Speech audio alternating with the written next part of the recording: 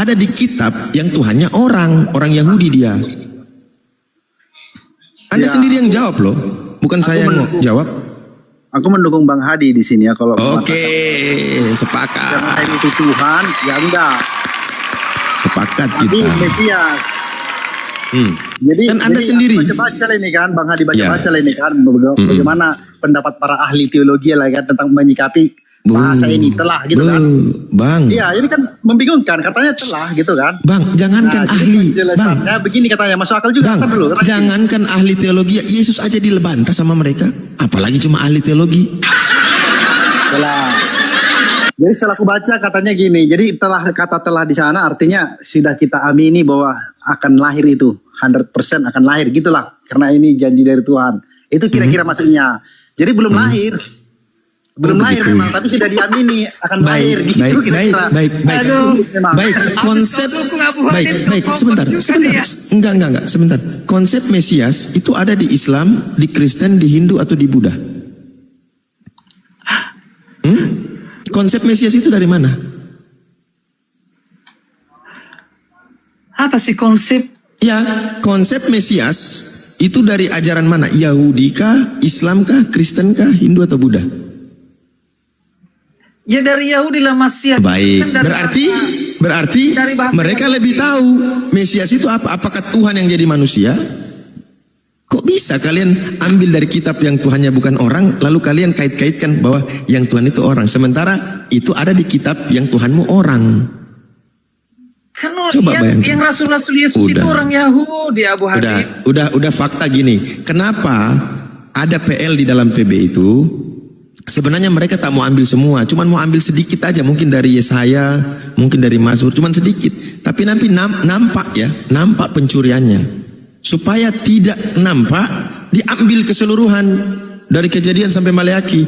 Nah, bagaimana kita ketahui? Coba bicara, kita baca hukum-hukum. Nanti mereka bilang, itu untuk Yahudi, itu untuk Yahudi. Lah kenapa ada di kamu? Itu kan untuk mereka. Kenapa ada di kamu? Karena tadi, kalau ngambil sepotong-sepotong dari kitab Perjanjian Lama, ketahuan pencuriannya. Mending sekalian, lalu menganggap bahwa ini adalah bagian dari keimanan karena Yesus orang Yahudi. Apa kaitannya kitab Musa dengan Yesus orang Yahudi? Apa kaitannya? Kalau kita kaitkan baik, Musa bilang Shema Israel Adonai Eloheinu Adonai Ehad. Yesus juga Shema Israel Adonai Eloheinu Adonai Ehad. Sampai di Oten di bawah bimbingan Paulus, Shema Israel Adonai Eloheinu Adonai Panci Oten Bangke. 3. Gitu. Berarti kalian tak ikut Yesus lagi, tak ikut PL lagi. Sendirilah itu Abu Hadid. Bah, macam mana tafsir? Saya tak memiliki otoritas untuk menafsirkan kitab orang. Cuman baca. Mana saya tafsir? Mana saya tafsir? Coba sebutkan di bagian mana saya tafsir? Itu yang barusan kamu ngomong-ngomong itu semua. Loh, memangnya Oten pakai Shema Israel? Kristen pakai Shema Israel? Ya pakai. Mana? Di mana? Mana coba? Ada pendeta teriak Shema Israel Adonai Eloheinu Adonai Ehad. Ada? Gak ada. Itu hanya terdengar dari sinagog. Yahweh Elohim. Yahweh. Yang ada yang di dalam Kristenan itu pendeta cuma berdiri. Jemaat berdiri. Firman Tuhan mau dibacakan. Apa itu? Mati kita. Yohanes 1:1. Pada mulanya firman. Firman bersama-sama dengan Allah. Dan firman itu adalah Allah. Dan firman itu telah menjadi daging. Entah daging apalah, aku tak tahulah. Daging apa itu? Daging apa?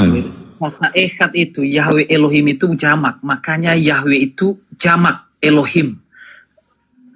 Kalau kata singularnya, makanya sebenarnya kalau orang yang mengaku-ngaku tauhid, kata Esa itu kalau mereka gali di bahasa Ibrani, apa sih kata Esa? Elohim dengan Itu adalah Eloha unit. sama enggak? Elohim dengan Eloha sama enggak? Eloha singular. Elohim itu adalah jamak. Baik, di dalam Shema Israel, dia teriak pakai jamak atau singular? Pakai jamak. Yahweh Elohenu. Elohenu itu artinya apa? Itu jamak Elohe. Kalau Coba singularnya Eloah. coba Ustaz Alif, coba Elohenu itu jamak. Iya, nu itu artinya kita. Kata jamak pertama. Kita itu merujuk kepada Tuhan atau kepada mereka yang menuhankan Elohim? Manusia. Oke, kalau Tapi Elohim, kata Elo. kalau Elohim, Iya, kata Elo itu kan jamak. Kalau singularnya Eloah. saya tanya di dalam Shema Israel mereka merujuk kepada Eloah ini atau Elohim? Elohim. Shema Israel, Adonai Elohim, Adonai Ehad, gitu. Nah, Oh gitu, makanya kalian diludahi sama mereka karena suka nuduh-nuduh. Tapi sebenarnya nggak apa-apa sih, karma, hukum karma berlaku. Dulu mereka nuduh Yesus, sekarang Kristen nuduh mereka. Ya udah karma lah. Justru disitulah Al-Quran itu masya Allah benar. Kenapa? Sebab kalian itu hanya suka menyangka-nyangka. Orang Yahudi bilang hanya kami yang masuk surga. Oten bilang hanya kami yang masuk surga. Kata Allah, tilka amaniyuhum. Itu hanya angan-angan kalian, mimpi-mimpi kalian. Qul hatu burhanakum in kuntum sadikin. Kalau memang kalian benar, tunjukkan bukti-bukti. Coba, sekarang contoh nyata. Waktu Yesus disalib, dia bilang di sebelah kanan dia, sekarang juga kau akan bersamaku di dalam surga. Ternyata Yesus masih berkeliaran di bumi. Orang ini entah di mana dia. Yang Yesus ngomong kepada dia, sekarang kau akan bersamaku di surga. Mana dia? Yesus masih keliaran. Orang yang tadi di mana? Ada yang bisa buktikan bahwa dia di surga? Pakai penglihatan apa? Penglihatan kosmik kata Oten. Itulah. Kalian ini berbicara tidak punya landasan, tidak punya sandaran yang kuat dari Bible. Bible ini bagi kalian hanya formalitas saja, bahwa sebuah pengajaran itu punya kitab. Sementara prakteknya, praktek pengamalannya tidak sesuai dengan sumber itu. Jadi kasihan ya. Bukan di surga. Kalian tidak menghargai orang yang sudah capek-capek 31.000 dalil dalam kitab 2.200 perikop. Capek dia nulis tuh, sampai harus cari papirus, harus bikin kodeks segala macam. Ujung-ujungnya agak pakai juga. Malah tak berterima kasih lagi. Udah mereka bikin, kalian yang rubah. Harusnya yang rubah yang bikin itu. Kok dia yang bikin, kalian yang rubah? Gimana sih? Siapa yang rubah-rubah kodeks-kodeks itu semua, Abu Hadid? Bahasa aslinya kan ada. Baik, oke. Ada yang ditambah dan dikurang nggak? Kalau begitu, ada nggak di dalam Bible yang tertulis di Bible sekarang tapi kodeksnya nggak ada? Ada nggak? Kan ada catatan pinggirnya. Jadi kertasnya sudah full, tidak ada lagi ruang kosong. Udah tulis lagi ayatnya di pinggir-pinggir gitu. Jadi catatan pinggir. Karena kertasnya udah full, udah isi tulisan semua. Ternyata masih ada catatan lagi. Udahlah, tulis di mana nih? Nggak usah bikin pasal ayat berikutnya. Tulis aja di pinggir. Nanti kemudian hari, nanti mereka masukin sebagai ayat. Begitu.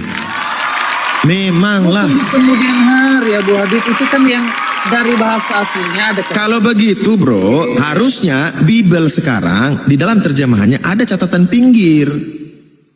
Harusnya begitu. Kalau yang diterjemahkan itu, kenapa diganti, dimasukkan menjadi bagian daripada ayat, dari pasal? Kenapa itu? Kenapa? Ya kan memang itu catatan itu sendiri di buku. Nah berarti karena buku itu udah penuh, sementara masih ada ayatnya, udahlah tulislah di catatan pinggir gitu kan? Iya Abu kan? Hadid kayak nggak ngerti kali kamu. Kok nggak ada begini. Makanya di papirus lah. Oh iya, kamu mau dengar? Percetakan buku di Iya. Inilah, saya punya mamyrus. Kalau kalian punya papirus, saya punya mamyrus. Itu dulu mamyrus itu saya temukan di belakang rumah. Isinya tuh pakai tulisan Arab loh. Jadi bunyinya gini. Innahum min bani kutslu kulluhum majnun. Laqad tahaddasu kama law kanuhum anfusahum yastami'un. Afwahuhum atwal wa aquluhum aqsar. Ibadatuhum mislu adwa bani kutsluk fil manzila. Wa idza sa'alahum an ilahuhum qalu kada wa kada. Mau dengar artinya? Ini mamyrus loh. Dan mamyrus ini nubuatannya keren loh. Apa dia? Oke, sesungguhnya mereka dari Bani Kucluk semuanya gila. Jika mereka berbicara seolah-olah hanya mereka sendiri yang mendengarkan. Moncong mereka panjang, akalnya pendek. Sesembahan mereka dari Bani Kucluk seperti stop kotak lampu di dalam rumah. Dan apabila ditanyakan kepada mereka tentang Tuhan mereka, mereka menjawab, jadi begini. Jadi begini. Mamirus bro. Mamirus nih. Tapi kalau Ayo. Mamirus itu nubuatannya tidak terjadi, maka jangan percaya. Jadi mau Lah. nabi mau apa tidak pernah dia berikan. Terjadi. Di Komal-Komal ini terjadi loh. Kalau tidak ada satu bukti, jangan percaya dia nabi. Terjadi, baik. Tuhanmu itu Jadi kalau kayak stop tidak kontak ada- lampu nggak? Saya mau tanya. Tuhanmu kayak stop on off, begitu nggak? Kadang dia manusia, kadang dia Tuhan. Waktu dia ditempeleng, dipukul, diludahi, dia haus, dia lapar, manusia bukan? Manusia kan? Tidak ada stop kontak kayak gitu. Ada kadang manusia, Nah, kadang stop Tuhan. kontak itu on off loh. Kadang-kadang dia manusia, kadang-kadang dia Tuhan. Kapan dia jadi manusia, kapan dia jadi Tuhan? Manusia. Tadi kau ngotot bilang manusia Tuhan dia. Memanglah. Ini yang saya bilang kan, di dalam Mamirus yang saya temukan ayat kedua itu, ya, ayat ketiga, afwahuhum atwal wa quluhum aksar. Moncong, mulutnya panjang, akalnya pendek. Itu loh, terbukti nih. Udah terbukti, sudah diuji Mamirus saya itu. Kau tahu nggak biaya itu penelitian Mamirus 1 triliun loh. 1 triliun. Ya iyalah. Iya. Harus aku itu. Si Mamirus itu. Mamirus. Kalau Ya, kalian itu papirus, salah. punya aku Mamirus. Hak saya dong. Saya mau kasih nama apa saya yang temukan. Mamirus. Baik. Apa? Gak ada yang Mau protes lagi? Mau protes? Lah. Untuk apa diprotes itu? Nah, udah kalau gitu jangan protes. Yang temukan saya. Bukan orang lain, bukan bapak-bapak gereja. Ini saya mau kasih ke mama-mama gereja, tante-tante gereja. Saya mau kasih sama mereka. Gak mau lagi kasih ke bapak-bapak. Kalau itu udah biasa itu. Anggap sajalah keturunan daripada pendusta. Iblis kan? Iya, iblis tuh yang berdusta di depan Yesus berduaan, dia tak takut sama Yesus, malah dia tawarin, mau nggak kau sembah saya kasih kau kerajaan ini. Tapi begitu dia rasuki orang gila, dia langsung jadi takut sama Yesus. Tuhan langsung sembah, supaya apa? Orang-orang lihat. Siapa yang ikut iblis menyembah Yesus? Tian. Tahu kenapa baru berubah dia? Tian. Tahu kenapa Abu Hadid baru berubah dia setelah beberapa lama ketika bertemu dengan Yesus, berubah dia menyembah Yesus. Tahu kenapa? Karena dia berpikir-pikir dulu, ya juga sih, saya ini kan nanti di neraka. Bukan. Masa saya sendiri? Karena sebelumnya Yesus belum pernah menunjukkan kuasanya. Dia Oh, pikir gitu. ini, bukan ini. Baru setelah ditunjukkan kuasanya, baru dia lihat kuasa Yesus. Kalau engkau anak Allah, coba lompat dari tebing itu turun. Kata Yesus, enak aja. Emang lu siapa nyuruh-nyuruh gua? Hah? Ya, belum pernah ditunjukkannya kuasanya Yesus kan. Iya. Makanya dia Ngapain? sebenarnya. Ngapain Yesus tunjukin kuasanya? Orang, kalau Yesus bilang dia berkuasa, justru lebih parah Yesus. Kau berkuasa aja saya bisa atur kamu, apalagi kau tidak berkuasa. Justru dilema bagi Yesus. Kan dia menjadi manusia. Jadi dia tidak kenal. Oke, Dia ada yang pikir minta manusia biasa ini. ada yang minta Baru dibacakan setelah lagi. Tuhan Yesus tunjukkan kuasanya, baru ada dia yang minta. apa namanya? Oh, jangan siksa aku, jangan siksa. Iya. Ada di bawah minta dibacakan Mamirus. Teman-teman, nanti tolong oleng ya. Oke, oleng. Innahum min bani kucluk kulluhum majnun. Oleng gitu. Ustaz Arif, oleng ya. Laqad tahaddasu kama law kanu hum anfusahum yastami'un. Oleng. Afwahuhum atwal wa aquluhum aksar. Assalamualaikum Mbak Jiferi. Waalaikumsalam Pak. Bang host, Iya. mohon undur diri ya. Besok-besok kita lanjut lagi.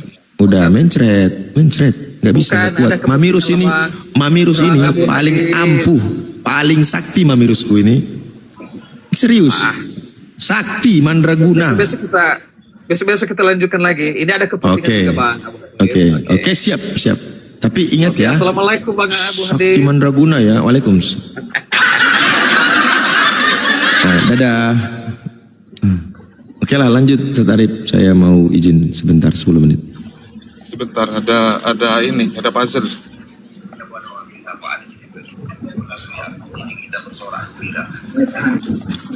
Ada puzzle. Bentar dulu. Ya.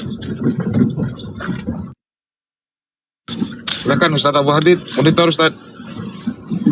Lanjut dulu Bang. Kondisikan dulu Ustaz Abu. Saya masih di jalan ini.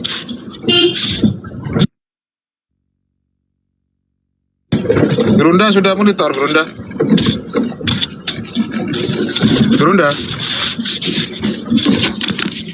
Bila masih beribadah.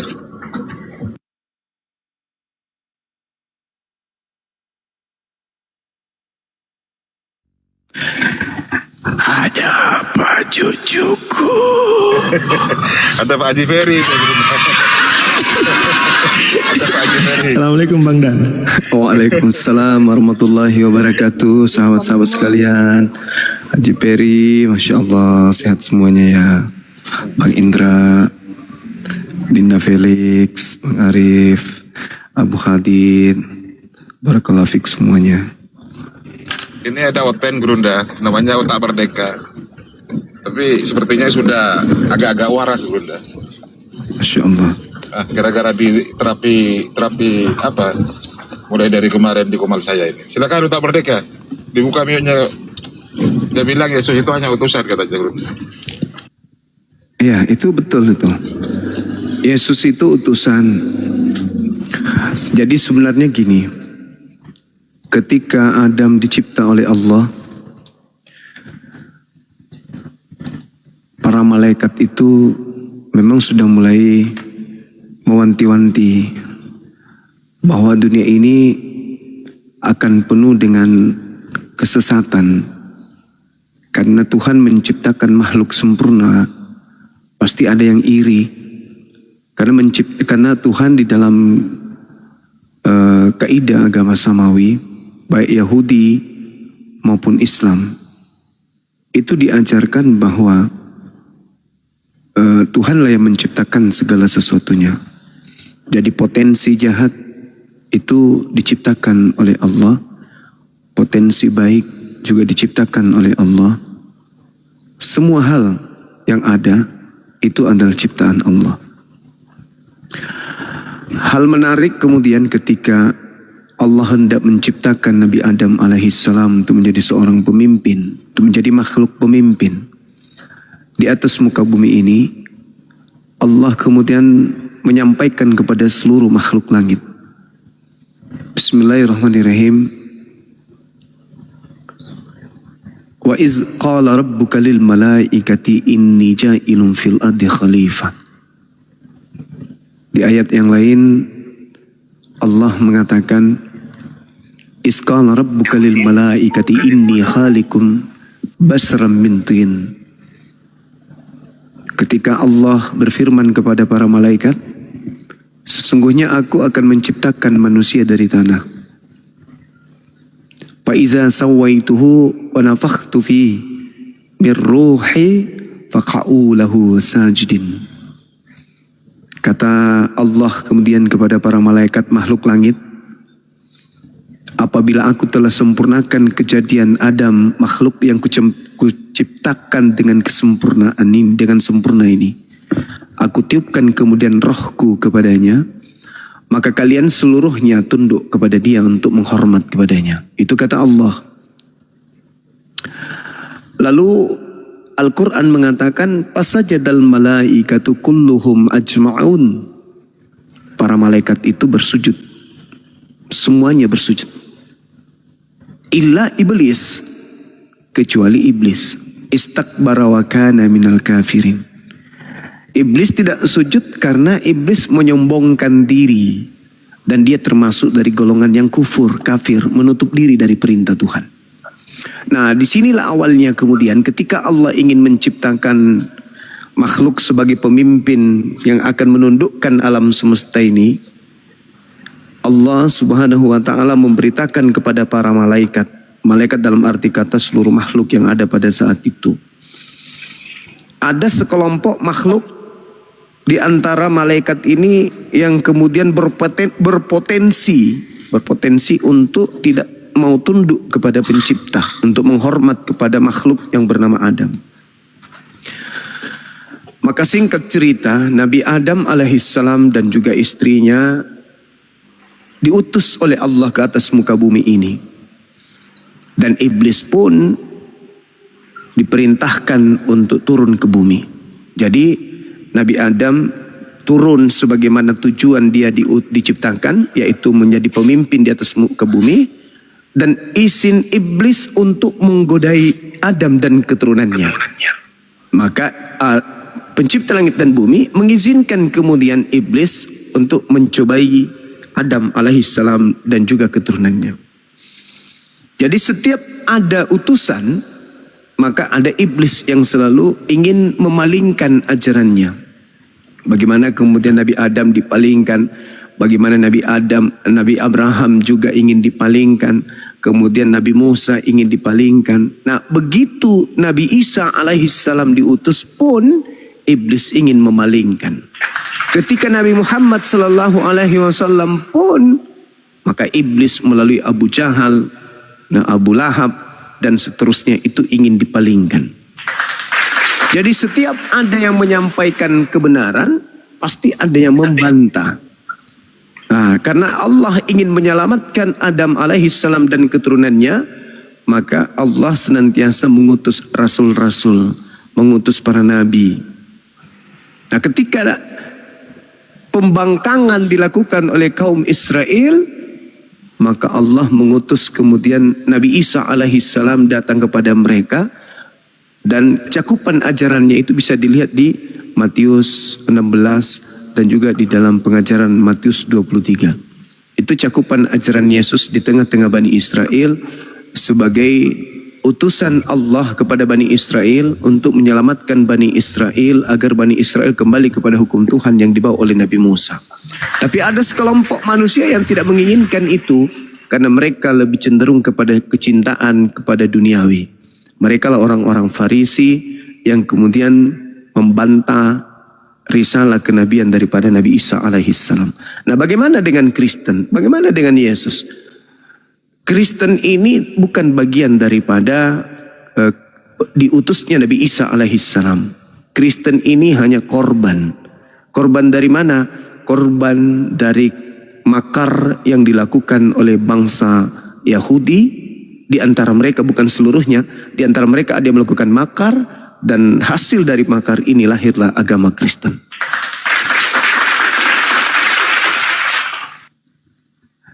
Seperti itu, Bung. Jadi kalau dikatakan Yesus itu utusan, ya memang, tapi ingat, ada juga yang mengaku Yesus Kristus dan mengatakan dirinya itu bukan utusan.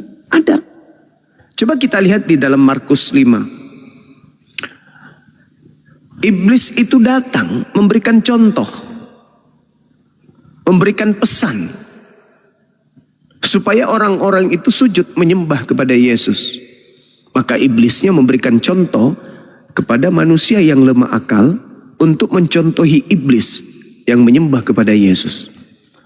Coba kita lihat bagaimana kemudian yang diterangkan dalam pengakuan Matius, juga di dalam Lukas. Bagaimana orang-orang Majus ketika dia datang mencari kemudian bayi Yesus untuk memberikan contoh. Lagi-lagi supaya orang-orang yang lemah akal mencontohi orang Majus, mencontohi iblis untuk menjadikan Yesus ini sebagai Tuhan. Jadi yang mencontohkan itu adalah iblis. Orang-orang Majus ini penyembah api, penyembah matahari. Itu siapa yang menyebabkan mereka seperti itu? Ya iblis. Lagi-lagi iblis memberikan pesan, Yesus ini Tuhan lu.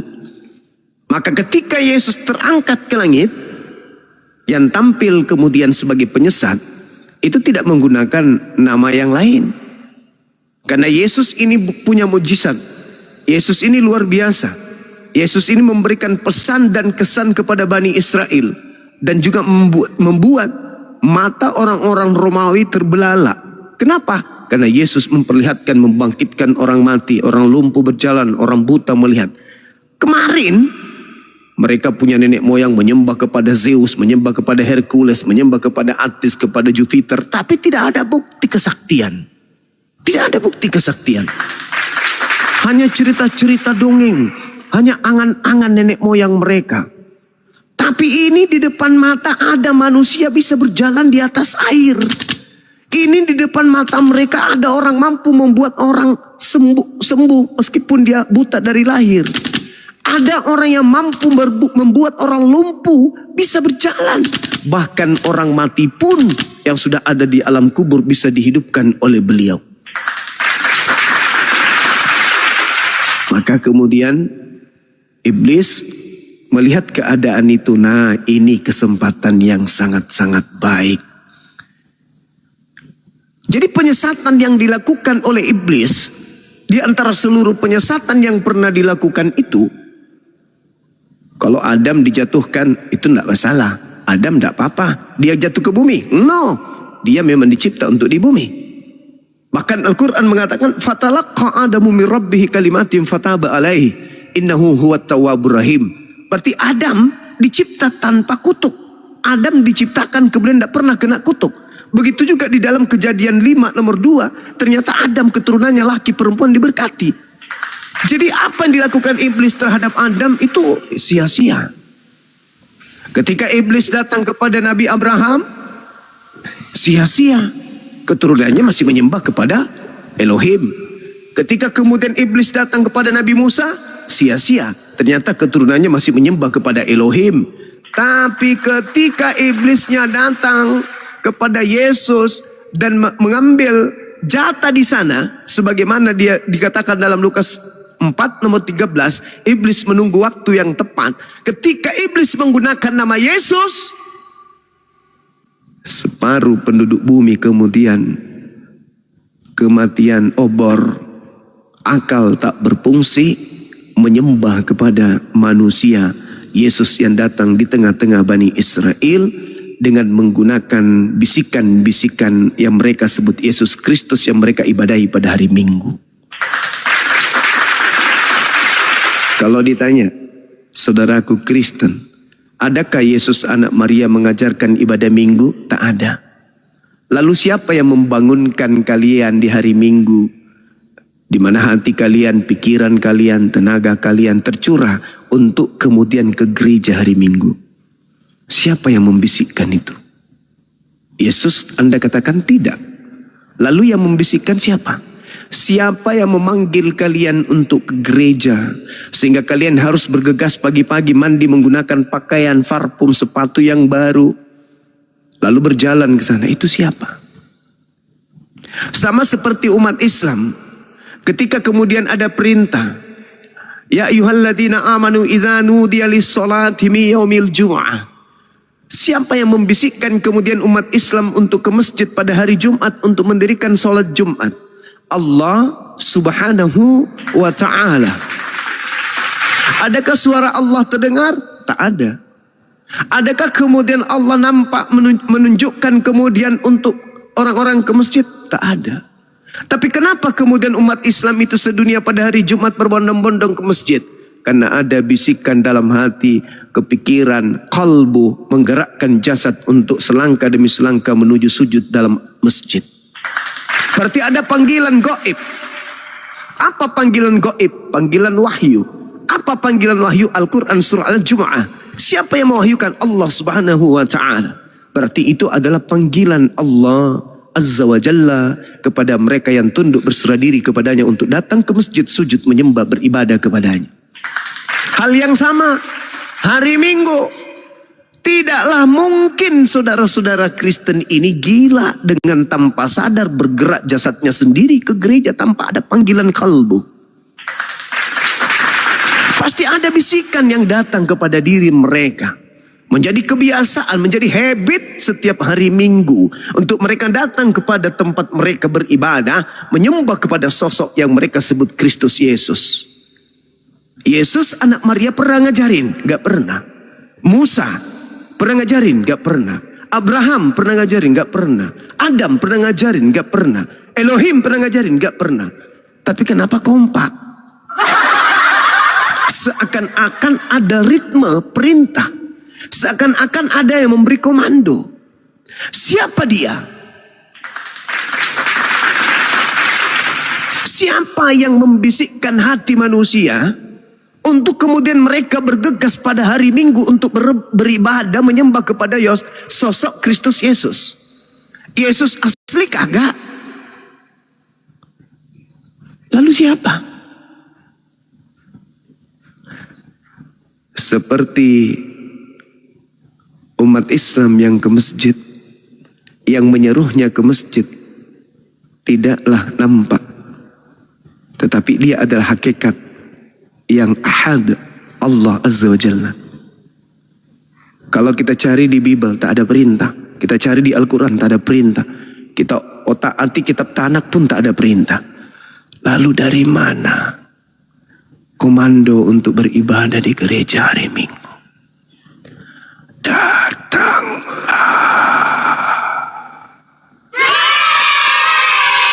Datanglah kau sujud kepada aku.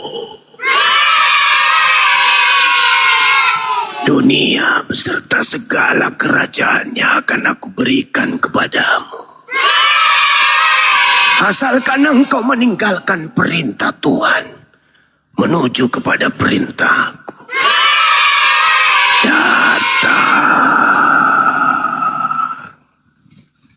Datanglah wahai engkau anak cucu Adam. Kau bukan lagi hamba Tuhan, tetapi kau adalah anak-anak Tuhan. Datanglah. Saya sendiri merinding kadang. Tak ada perintah, Cok. Tak ada seruan, Cok. Tak ada komando, Cok. Tak ada firman Tuhan, Cok. Tak ada sabda Nabi, Cok. Tapi mereka kompak, Cok. Kata Yesus, mereka akan menyesatkan banyak orang. Ini real, ini fakta, ini sederhana. Kelihatannya gak make, tapi itu fakta, itu real. Ini bukan main-main, ini sesuatu yang sangat luar biasa. Mereka akan memakai namaku. Mereka berarti banyak orang memakai namaku. Artinya apa? Menjadikan Yesus sebagai nama untuk menyesatkan. Subhanallah. Umat Islam tidak menggunakan nama Yesus. Orang Hindu, Buddha, ateis tidak menggunakan nama Yesus. Tapi yang disebut Kristen, mereka menggunakan nama Yesus untuk apa? Kata Yesus, menyesatkan banyak orang. Hei, saudara, apakah Anda sadar sekelompok manusia di atas muka bumi ini yang memakai nama Yesus untuk menggaungkan, untuk digaungkan dan mengajak orang lain secara serentak, secara berjamaah, itu adalah Kristen? Adakah di luar Kristen yang memakai nama Yesus untuk berkelompok, mengajak orang banyak, memakai nama Yesus, mengajak orang banyak, mengajak orang banyak, memakai nama Yesus, memakai nama Yesus, mengajak orang banyak, mengajak orang banyak, memakai nama Yesus? Adakah di luar Kristen? Coba Anda renungkan, coba Anda pikirkan. Bukankah Yesus itu sudah memfinalkan ajarannya? Segala firman yang engkau berikan kepada aku telah aku sampaikan kepada mereka muridku. Muridku telah menerimanya dan mereka percaya bahwa engkaulah yang telah mengutus aku. Bukankah mereka yang bertemu langsung dengan Yesus? Bukankah mereka yang kemudian rangkulan langsung dengan Yesus? Bukankah kuping-kuping yang mendengarkan langsung suara yang keluar dari mulut Yesus? Menerima segala firman yang Yesus terima dari langit sebagai pemberitaan gaib dari Tuhan pencipta langit dan bumi. Dan mereka setelah menerimanya berdasarkan kesaksian Yesus sendiri, mereka percaya Yesus hanya utusan Tuhan. Bukankah Yesus manusia? Bukankah dia orang yang cerdas? Bukankah dia jalan? Bukankah dia kebenaran? Bukankah dia hidup? Bukankah dia mengatakan tak ada yang memperoleh jalan keselamatan sampai kepada jannah, hidup kekal, kalau tidak melalui aku? Lalu apa yang dikatakan tentang dirinya? Apa kesaksian Yesus tentang dirinya? Ada kesaksianku yang lebih penting dari kesaksian Yohanes Pembaptis. Apalagi hanya sekedar pendeta, pastor, jemaat, penghujat, pendebat-pendebat Kristen yang modal congor. Ada kesaksianku. Kata yang keluar dari mulut Yesus, suara yang keluar dari mulut Yesus, ajaran yang keluar dari mulut Yesus, ketetapan yang keluar dari mulut Yesus, aturan yang keluar dari mulut Yesus, pesan yang keluar dari mulut Yesus. Kenapa nggak dipakai, Cak Ayu? Ada kesaksianku yang lebih penting dari kesaksian Yohanes Sang Pembaptis. Bahwa semua mujizat pekerjaan yang aku lakukan, pekerjaan itu bersaksi bukan aku ini Tuhan. Pekerjaan itu bersaksi bahwa aku adalah utusan Tuhan. Selesai bukan? Final kan? Muridnya menganggap Yesus rasul utusan Tuhan. Yesusnya menganggap dirinya utusan Tuhan. Bahkan tiket masuk surga, kata Yesus, hidup kekal itu adalah mengenal Yesus Kristus yang engkau utus. Lalu siapa yang selalu menggaungkan kalian dari pagi sampai pagi, dari sore sampai sore, dari hari Senin sampai ke Minggu, dari Minggu sampai ke Senin, yang memenuhi hati kalian, yang memenuhi sanubari kalian, yang memutar-mutar suara di kuping kalian, yang mengajak kalian untuk ke gereja, itu siapa? Lalu yang mengajak kalian untuk menyembah kepada sosok yang mengaku Yesus Kristus itu siapa? Yesus kagak, Maria kagak, murid-muridnya kagak. Sedangkan yang lebih tahu tentang Yesus adalah keluarganya, emaknya yang melahirkannya. Ada nggak emaknya mengajarkan itu? Kagak. Lalu siapa yang mendorong kalian ke gereja hari Minggu menyembah sosok yang ngaku Yesus Kristus itu? Datanglah.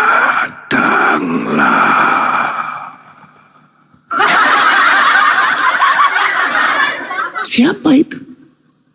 Siapa? Jangan katakan nggak ada. Karena kami melihat dia membangkitkan orang mati, Bang Suma. Karena kami melihat dia berjalan di atas air, Bang Suma.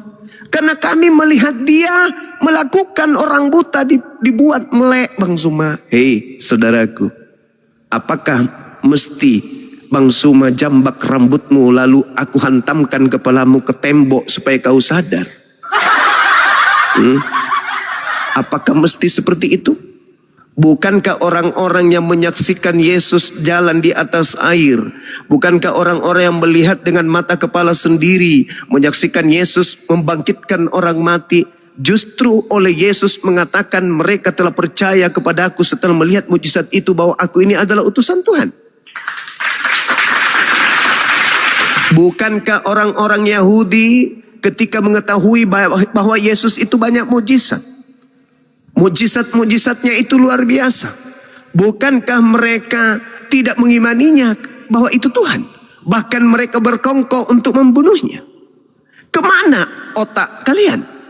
Orang yang menyaksikan Yesus bermujizat, yang beriman kepadanya menganggapnya rasul, yang tidak beriman kepadanya mau membunuhnya. Lalu dari aspek mana sampai dia harus Anda tuhankan? Atau jangan-jangan ada kekuatan lain yang mengatasnamakan Yesus, yang mengajak sampeyan untuk menyembahnya? Jangan-jangan. Coba saudara renungkan, coba saudara fikirkan. Sebab di dalam Matius 7 nomor 22, di situ Yesus mengusir orang-orang yang menuhankan dirinya, yang bermujizat pakai namanya, yang bernubuat pakai namanya, bahkan mengusir setan pakai namanya. Mau sampai kapan kalian tertutup? Mau sampai kapan kalian menutup diri, menutup hati, menutup kuping, menutup semua yang ada pada diri Anda yang berpotensi untuk sampai kepada kebenaran? Kita kasih Yesus membangkitkan karena izin Allah, karena dia utusan Allah. Kalian tutup kuping, Kita kasih beliau berjalan di atas air karena mukjizat dari Allah, dia seorang nabi. Kalian tutup mata. Kita sampaikan Yesus bersaksi dirinya hanya utusan Tuhan. Kalian tutup hati kalian. Siapa yang mengajarkan kalian menutup itu semua? Ayo. Siapa? Jadi Yesus itu jelas yang datang ke tengah-tengah Bani Israel hanyalah manusia yang diberkati Tuhan, yang dirahmati Tuhan, yang dikasihi Tuhan sebagai nabi dan rasul untuk kaumnya Bani Israel.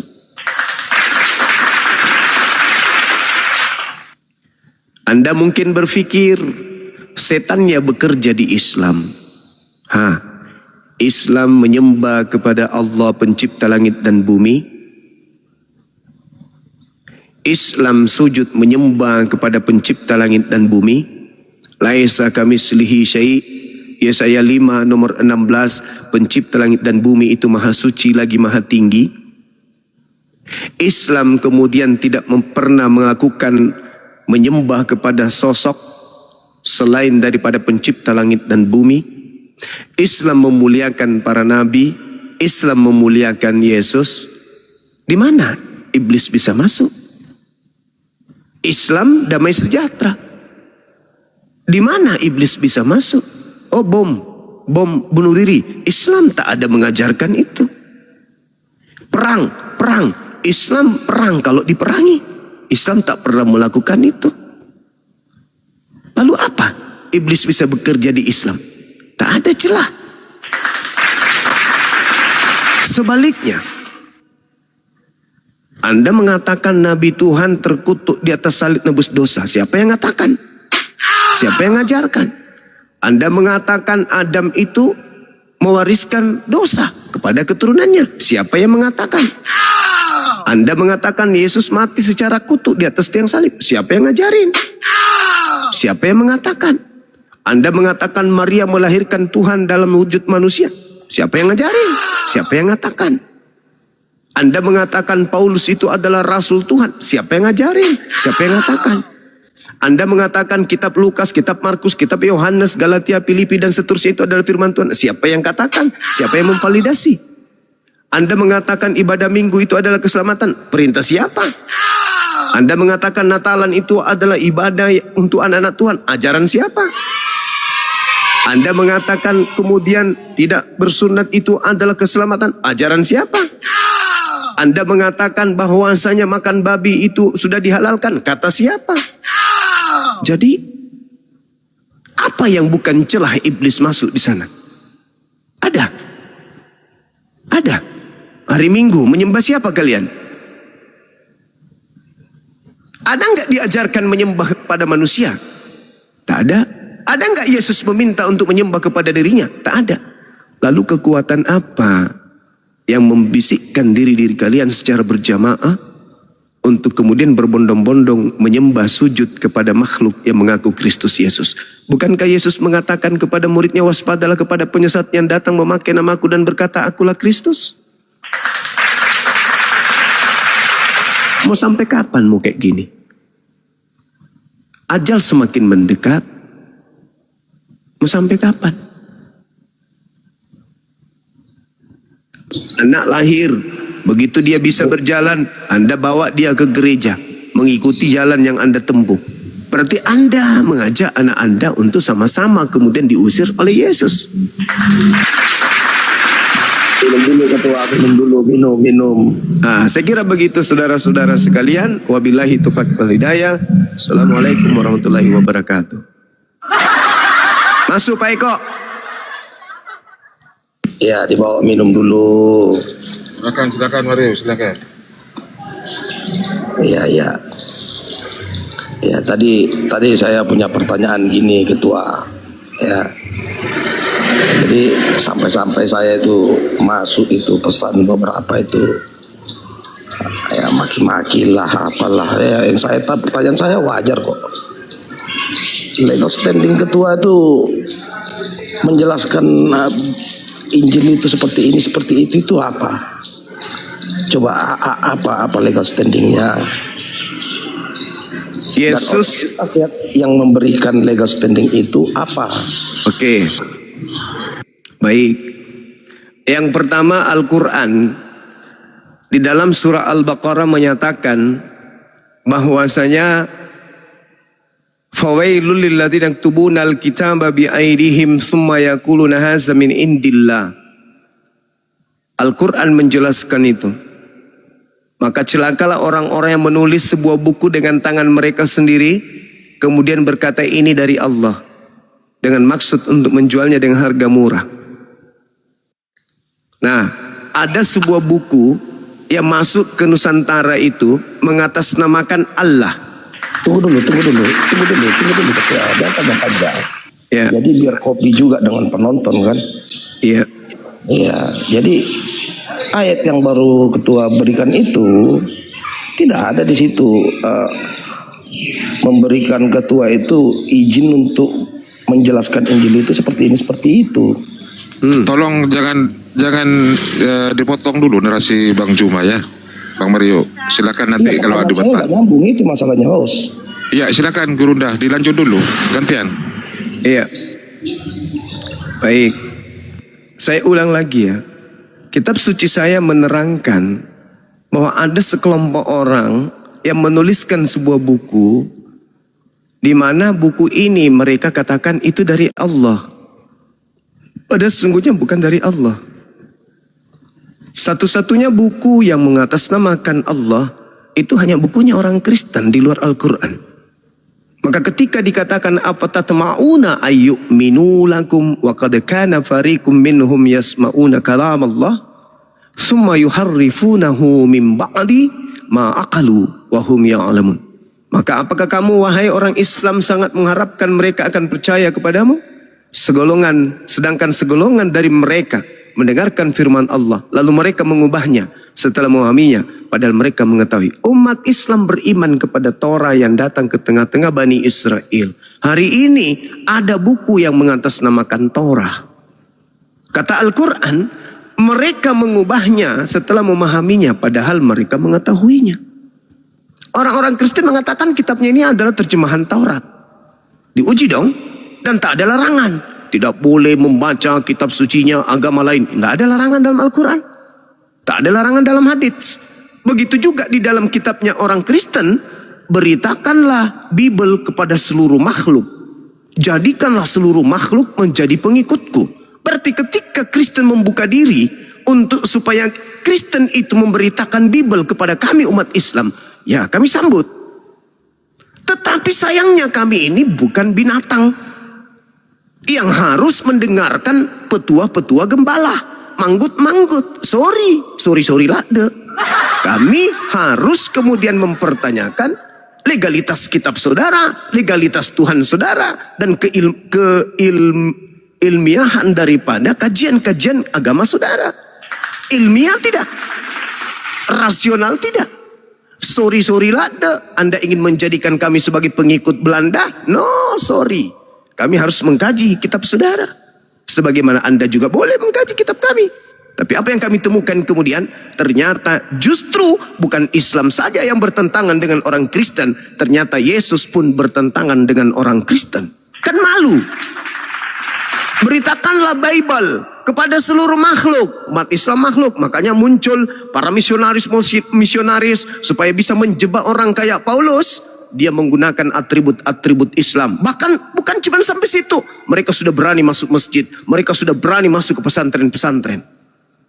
Na'udzubillah tsumma na'udzubillah. Terus kami harus diam aja gitu. Setelah kami belajar Bible, ternyata Kristen ini menyembah bukan kepada Yesus anak manusia. Kalaupun mereka menyembah kepada anak manusia, itu juga sesat. Apalagi menyembah kepada yang bukan anak manusia, yang cuma nyamar-nyamar seperti menjadi Yesus. No, sorry lah. Kami tidak akan mau membiarkan keturunan kami, anak-anak kami, saudara-saudara kami ikut seperti orang Kristen. Makanya Pak, tidak perlu kami sekolah seperti pendeta. Punya title, tapi tujuannya dompet. Kami Pak murni tanpa bayaran, tanpa perpuluhan, tanpa iming-iming surga. Kami menjelaskan isi Bible Anda sesuai dengan apa yang tertulis di dalamnya. Kalau salah, luruskan. Atau jangan-jangan Anda yang akan kami luruskan. Kan begitu. Silakan. Kami ini. Pertanyaan saya itu jelas loh. pertanyaan saya singkat, Ya, ya. ya. Legal standingmu itu apa? Itu Saya yang Muslim, pertanyakan. Bang. Saya Kamu Muslim. memberikan ayat. Sebentar Saya dulu. Muslim. Kamu memberikan ayat, tetapi ayat itu tidak menjelaskan kalau kamu itu diberi izin untuk menjelaskan kitab lain. Loh, tapi saya sebagai Muslim, perintah Tuhanku, innalladzina Makanya saya amanu tanyakan. yuqatiluna fi Saya tanyakan, itu legal sabilillah. standingmu apa? Saya sebagai Muslim saya diperintahkan untuk menyampaikan kebenaran. Selesai. Loh, kalau di mending turunkan aja, Rip. Gitu aja. Itu legalitasnya. Sebagai Muslim, saya diperintahkan untuk menyampaikan Suruh kebenaran. aja. Muslim berapa itu kalian suruh aja, teror aja saya gitu loh. Daripada kamu Lebay. Emang lu pikir Kristen? Islam tidak begitu, Bung. Jadi kalau Anda bertanya apa legalitas, Bung? Pertama Iya, Al-Quran, mau kedua saya saya seorang screenshot Muslim. itu. Sebagai seorang Muslim, perintah dari agama kalian saya untuk menyampaikan kebenaran. Udah ila sabili rabbika bil Pertanyaan hikmah. saya jelas, gini loh. Jawaban kamu jangan saya juga jelas. kemana-mana. Saya tanya itu legal standingmu. Saya Kamu Muslim, tidak mengerti Bang. apa. Legalitasnya. Kenapa engkau mengkaji Bible? Karena saya Muslim. Hubungannya apa? Ya di mana kamu dapat izin itu, di mana ayat mana yang menjelaskan itu? Beritakanlah Kalau kamu tidak Injil, beritakanlah Bible kepada seluruh makhluk. Betul? Pada siapa itu dinyatakan? Ya, kepada kalian orang Kristen. Loh, yang saya tanya itu legal standingmu. Kok kami Ada sebab karena ada akibat. Karena ada setan, maka harus ada yang membunuh setan. Enak kali kau. yang ditanya legal standingmu mana? Iya, kamu memerlukan legalitasnya. orang? Gimana? Ngerti nggak sih yang Anda ucapkan itu? Ngerti nggak? Ngerti Gitu nggak? loh, legal standingmu Ngerti apa? nggak yang Anda Itu aja. ucapkan barusan? Misalnya gini, kalau kau nggak ngerti apa yang dimaksud itu, misalnya begini, saya berikan kalimat sederhananya, ya, kamu berikan ayat, Ya. yang menyatakan kalau kamu itu bisa boleh menjelaskan kitab lain gitu loh, ataupun kamu diperintah oleh kitabmu. Ya, hendaklah Muslim menjelaskan kitab orang lain, misalnya ada ayatnya seperti itu. Jadi itu sudah sebagai acuan kamu untuk mengkritisi kitab Nah sekarang lain gitu. mana seorang pendeta, mana legalitas standingnya dari Bible? Yang mana? Oh, dia yang punya hak untuk menjelaskan di Bible. Mana? Ada. Pendeta mana? Ya, semua pendeta sedunia ada nggak perintahnya? Ya saya tanya juga itu sama pendeta. Ya, makanya, bahkan kalau Anda nih dengarkan saya, Saudara Mario. Bahkan kalau Anda sadari itu kitabnya orang Yahudi itu kalian ambil itu apa hak kalian? Iya makanya kau tuh legal. Nah, makanya gimana makanya? Ilegal kau tuh ilegal, penceramah ilegal seperti itu. Saudaraku, dengarkan baik-baik. Ya udah. Dengarkan baik-baik. Perintah Biblemu, dengarkan perintah Biblemu. Pendeta JO. Perintah Biblemu, beritakanlah gospel kepada seluruh makhluk. Itu perintah kepada siapa? Itu perintah kepada Oten. Loh, yang saya tanya itu legal standingmu. Tunggu dulu, ketika Jawabanmu nggak Oten nyambung. datang, dengar. Ketika Oten datang menyampaikan kabar gembira melalui surat kabar dari barat, apa yang harus kami lakukan sebagai Muslim di dalam kaidah Islam? Iya, kamu tanya. Legal standingnya. Itu saya menjawab dari tadi. Ketika setan datang kepada Itu kami, wajar apa yang kamu harus kami tanyakan. lakukan? Sebentar dulu. Kamu kasih Ketika saya. iblis datang kepada kami, apa yang kami harus lakukan? Sebentar, ya. Jadi kalau saya nyaraninnya begini, kalau Nggak ada bisa. seorang begitu, Akal-akalan lu berarti. mengabar-ngabarkan secara liar seperti itu, Akal-akalan lu berarti, itu akal-akalan. tentu, saya kan seperti fenomena-fenomena yang ada di. Akal-akalan berarti. Jadi kalian tanya Ketika aja, di Islam kalian itu, tanya, Bung, legal standing kau tuh mengabarkan seperti itu apa? ketika iblis datang membawa berita Otoritas kepada mana yang kami, memberikan kamu maka perintah tugas seperti kami itu? sebagai Gitu loh. Muslim adalah memerangi mereka. Paham? Faqatilu awliya asyaitan. Perangilah saudara-saudaranya setan. Dengan cara apa kami memerangi? Dengan cara kami menguraikan kebenaran yang ada di Bible mereka sendiri, yang mereka gunakan untuk menghancurkan kebenaran. Kan begitu? Sekarang aku tanya samamu. Sekarang saya tanya saudara. Sekarang saya tanya saudara. Iya, arti Kalau menjadi ada itu orang perang, pengertiannya seperti kalau ini, ada seperti orang ini, perang yang kita lumpuhkan pertama kali itu ketika kemudian senjatanya datang itu apa? Senjatanya kan? Senjatanya dulu yang kita lumpuhkan supaya orang musuh ini ketika senjatanya sudah keok, dia tidak bisa menyerang kita lagi karena senjatanya udah keok. Itu baru dikatakan agama kasih. Tidak memaksakan kemudian kepada orang lain untuk menganut ajaran agamanya. Enggak kamu jawab. Loh, saya sudah menjawabnya. Lama kemana-mana. Loh, saya sudah menjawabnya. Bahkan kalau dikumpulkan semua emak-emak yang 2.400 yang menonton ini nggak sanggup menjelaskan seperti kamu. Ya karena mereka nggak paham Bible, makanya saya pahamkan. Iya, makanya saya tanya tanya dulu itu. sama dulu. Pertanyaan Saya izinkan saya bertanya dulu, Kamu Saudara Mario. kasih aja gini. Saudara Mario, Kasih aja Saudara Mario, referensinya. Mario, dengarkan saya bang. Benarkah Bible kau itu diperintahkan untuk diberitakan kepada kami umat Islam? Benar atau tidak? Kau jawab dengan jujur. Benar tidak bahwa Bible kau itu, surat kabar dari barat itu, diperintahkan dalam amanat agung untuk diberitakan kepada seluruh manusia, termasuk kami umat Islam? Benar atau tidak? Kau jawab dulu. Jangan kau cuman model kentut, kau hisap sendiri kentutmu. Hei, kau jawab dulu. Betulkah Bible itu diperintahkan untuk diberitakan kepada seluruh makhluk? Benar atau tidak? Tidak. Jadi kau ingkari isi Biblemu? Yang mana? Yang kau tanya itu sama siapa? Kau kan Aku tanya samamu. Aku tanya samamu. Kenapa kau jadi bingung? Loh, kok Kitabmu itu kenapa sekarang kau jadi, kenapa kau sekarang jadi melempem? Kau kayak pertanyaanku nggak kau jawab. Hey, gimana ini? Ini amanat agung dalam agamamu. Iya, Pergilah itu ke seluruh dunia. Coba aku tanya. Pergilah ke seluruh dunia. Beritakanlah Bible ke seluruh makhluk. Itu betul nggak? Ada perintah seperti itu dalam kitabmu, betul nggak? Betul nggak? Iya. Nah, iya. Termasuk kami sasarannya kan? Termasuk kami makhluknya kan? Iya, kenapa? Nah, terus kalau kalian datang melakukan pembacaan Bible kepada kami, maksudnya kamu itu kami diam-diam aja? Tergantung siapa yang membacakan. Tuyul.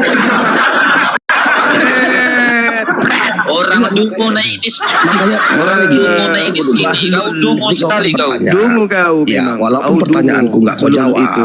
Ketika setan datang, maka kami melawan setan itu. Ya, enak kali kau ingin memurtadkan orang-orang Islam. Ya, kau melebar kemana-mana malam jadi nyerocos gitu. Beritakanlah gospel kepada seluruh Jadi apa yang harus kami lakukan? Siapa yang percaya dan dibaptis akan diselamatkan, tetapi siapa yang tidak percaya akan dihukum. Nenekmu kiper. Emang lu pikir gue oten tak berakal? Cuman bisa didoktrin, didogma, dipatolotokan, dikandikan 10% per bulan. Musangar ka aku teh dong. Memang baik lah kau nih, iya. Kau ini hanya Lu pikir gue kepiting apa? Enggak kau undang sekalian gitu loh. Pergilah ke seluruh dunia, beritakanlah gospel kepada seluruh makhluk. Siapa yang percaya dan dibaptis akan diselamatkan, tetapi siapa yang tidak percaya akan dihukum. Enak kiper, bisa semua orang kau bodoh-bodohi kopla.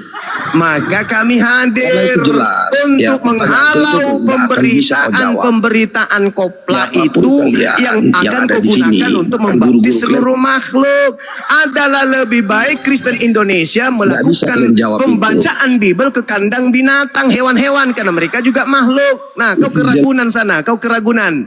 Di situ banyak makhluk. Kau bacakan Biblemu di sana, bacakan Amsal. Marilah kita memuaskan nafsu birahi kita sampai pagi karena suami saya dalam perjalanan. Itu kau bacakan sama kambing, sama monyet, sama kera, sama kelinci yang ada di Ragunan.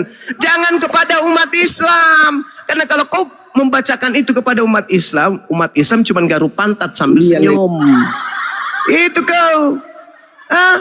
Diperintahkan dalam kitabmu, pergilah ke seluruh dunia, jadikanlah seluruh bangsa menjadi muridku. Nenekmu kiper, kau datang sini, ku tampar mulutmu pakai panci, patat panci. Kau itu, Belanda sudah menanamkan agamanya beratus-ratus tahun di Nusantara ini. Kau ingin lagi melakukan itu kepada kami? Pret! Pret! Oten. Sama itu dengan tantanganku Oten. dulu. 1 tahun yang dulu, Oten. kutanya sama Mujuma. 1 tahun yang dulu, Oten. Jadi pada kau saat- sadar ya, sampai di mana semakin perjuanganmu kau bertanya memperjuangkan seperti ini, istilah kupingmu Allah itu akan kamu melepuh perjuangkan sampai kubuan. di mana? Nggak bisa kalian selesaikan sampai sekarang. Karena memang akal kalian tidak ada kemampuan kalian. Kalian hanya banyak masa aja kalian. Sekarang Pamer kalau masa. kamu mengatakan kami tidak Pamer punya akal, umat. kenapa kau sensitif saya bahas Pamer Bible? demo. Kenapa kau sensitif saya baca Bible? Tantanganku Karena apa sampai yang tahun saya yang lalu, uraikan sampai sekarang. berdasarkan Bible itu Nggak bisa lebih kalian masuk selesaikan. akal daripada kalau Bagaimana pendetamu kalian yang menjelaskan. memperjuangkan istilah Allah itu adalah milik kalian, tidak bisa kalian perjuangkan. Sampai Udah, sekarang. kau turun sana, kau turun ke Udah, sana. Kau turunkan aja. turun, Memang kau penakut, seperti kau banci biasa kau. aku perintahkan kamu ke gereja isap ibu jari kaki pendetamu tuh. Yang kau di sini. Enak kali kau melarang kami melakukan pembantahan terhadap ajaran agama. Prat! Kau datang berondong saya peluru pun saya tidak akan berhenti. Apalagi kalau cuma mulut congor makan babimu itu. Apa legal standing? Lah kamu menggunakan kitabnya Yahudi, apa legal standingnya agamamu? Secara lembaga lagi. Kau pakai kitabnya Yahudi, terjemahannya. Apa legal standingnya coba? Ada? Coba saya akan undang salah satu perwakilan Kristen, apakah merepresentasikan kekristenannya? Mana ini? Oh, sudah turun. Penjual tua.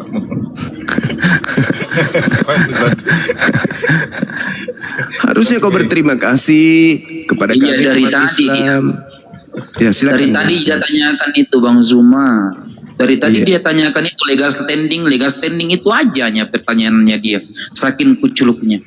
Ya begini loh sahabat-sahabat sekalian.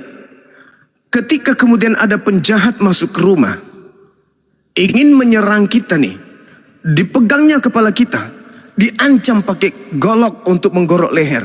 Terus kita mau melawan, ditanya, apa legal standingmu untuk melawan? Apa? Tanganmu sudah kupegang, pedangku sudah ada di lehermu, rambutmu sudah kujambak. Sekarang kutanya, apa legal standingmu kamu melawan? Dasar setan. Iya Bang. Lebih bahaya Jadi, agama kau itu daripada sekedar narkoba. Lebih bahaya. Narkoba, siksaannya itu hanya dunia. Begitu bertobat, mati, surga. Lebih bahaya. Lah kalau agamamu menurut pandangan agama kami, mati kami dalam keadaan kafir, kekal di neraka. Enak aja. Siapa yang mau kekal di neraka? Siapa yang mau? Hah? Enak aja. Apa lagi yang mah? Bang Drek, silakan. Iya. Silakan anak Medan. Diskusi apa ini judulnya? Tuh malasa. Kenapa Dinda Juma? Kenapa? Ya.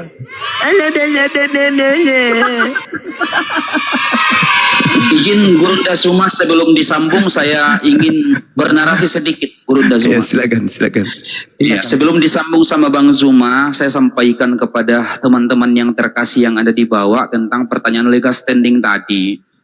Jadi orang-orang Kristen yang ada di Indonesia harusnya bersyukur kepada kami. Kenapa kemudian seandainya kami tidak taat kepada Al-Quran, maka sungguh kalian di Indonesia sudah binasa sekarang. Dalam Al-Quran dikatakan atiullaha wa rasul wa ulil amri minkum. Taatilah Allah dan Rasulnya dan pemimpin di antara kalian. Nah, kata pemimpin di antara kalian yang kami taati, sehingga kami tidak meratakan kalian dengan tanah. Anda mengatakan Nabi kami pedofil. Anda mengatakan setiap orang beriman akan masuk ke dalam neraka sebagaimana yang diterangkan dalam surat Maryam ayat 71. Ini penghinaan yang sangat luar biasa. Tapi itu tadi, ketika Anda memerangi kami dengan argumentasi, maka kami hadir untuk memerangi Anda dengan itu. Ya. Kemudian ajaran Rasulullah sallallahu alaihi wasallam tentang kalian yaitu kafir zimmi. Rasulullah mengajarkan kepada kami untuk apa? Menjaga harta, darah, dan kehormatan kalian. Bahkan Rasulullah mengatakan, barang siapa yang memerangi zimmi, sama dengan memerangiku. Dan barang siapa yang menyakiti zimmi, sama dengan menyakitiku. Itu kata Rasulullah. Anda tidak beriman kepada Rasulullah. Anda tidak meyakini, mengakui bahwa dia ada seorang Nabi. Akan tetapi Rasulullah tetap mengajarkan kami, pengikutnya, untuk mengasihi Anda sepenuh hati. Itu. Tapi ketika kemudian Anda hadir, ya, di tengah-tengah masyarakat, hadir di TikTok, hadir di WhatsApp, hadir di Facebook untuk mengatakan Nabi kami pedofil, ayo kita dudukkan. Maka itulah legal standing kami untuk hadir di sini. Untuk apa? Untuk mengkantar kalian. Ya, ayo kita dudukkan. Begitu. Jadi luar biasa ajaran Rasulullah Sallallahu Alaihi Wasallam. Begitu, Guru Dasma. Masya Allah. Ya, makanya di dalam Al-Quran diterangkan di surah Al-Muntahana, Allah Subhanahu wa taala menjelaskan melalui baginda Rasulullah Muhammad sallallahu alaihi wasallam. Bismillahirrahmanirrahim. La yanhaakumullahu 'anil ladzina la yuqatilukum fid din wa lam yukhrijukum min diyarikum an tabarruhum wa tuqsitu ilaihim. Innallaha yuhibbul muqsitin.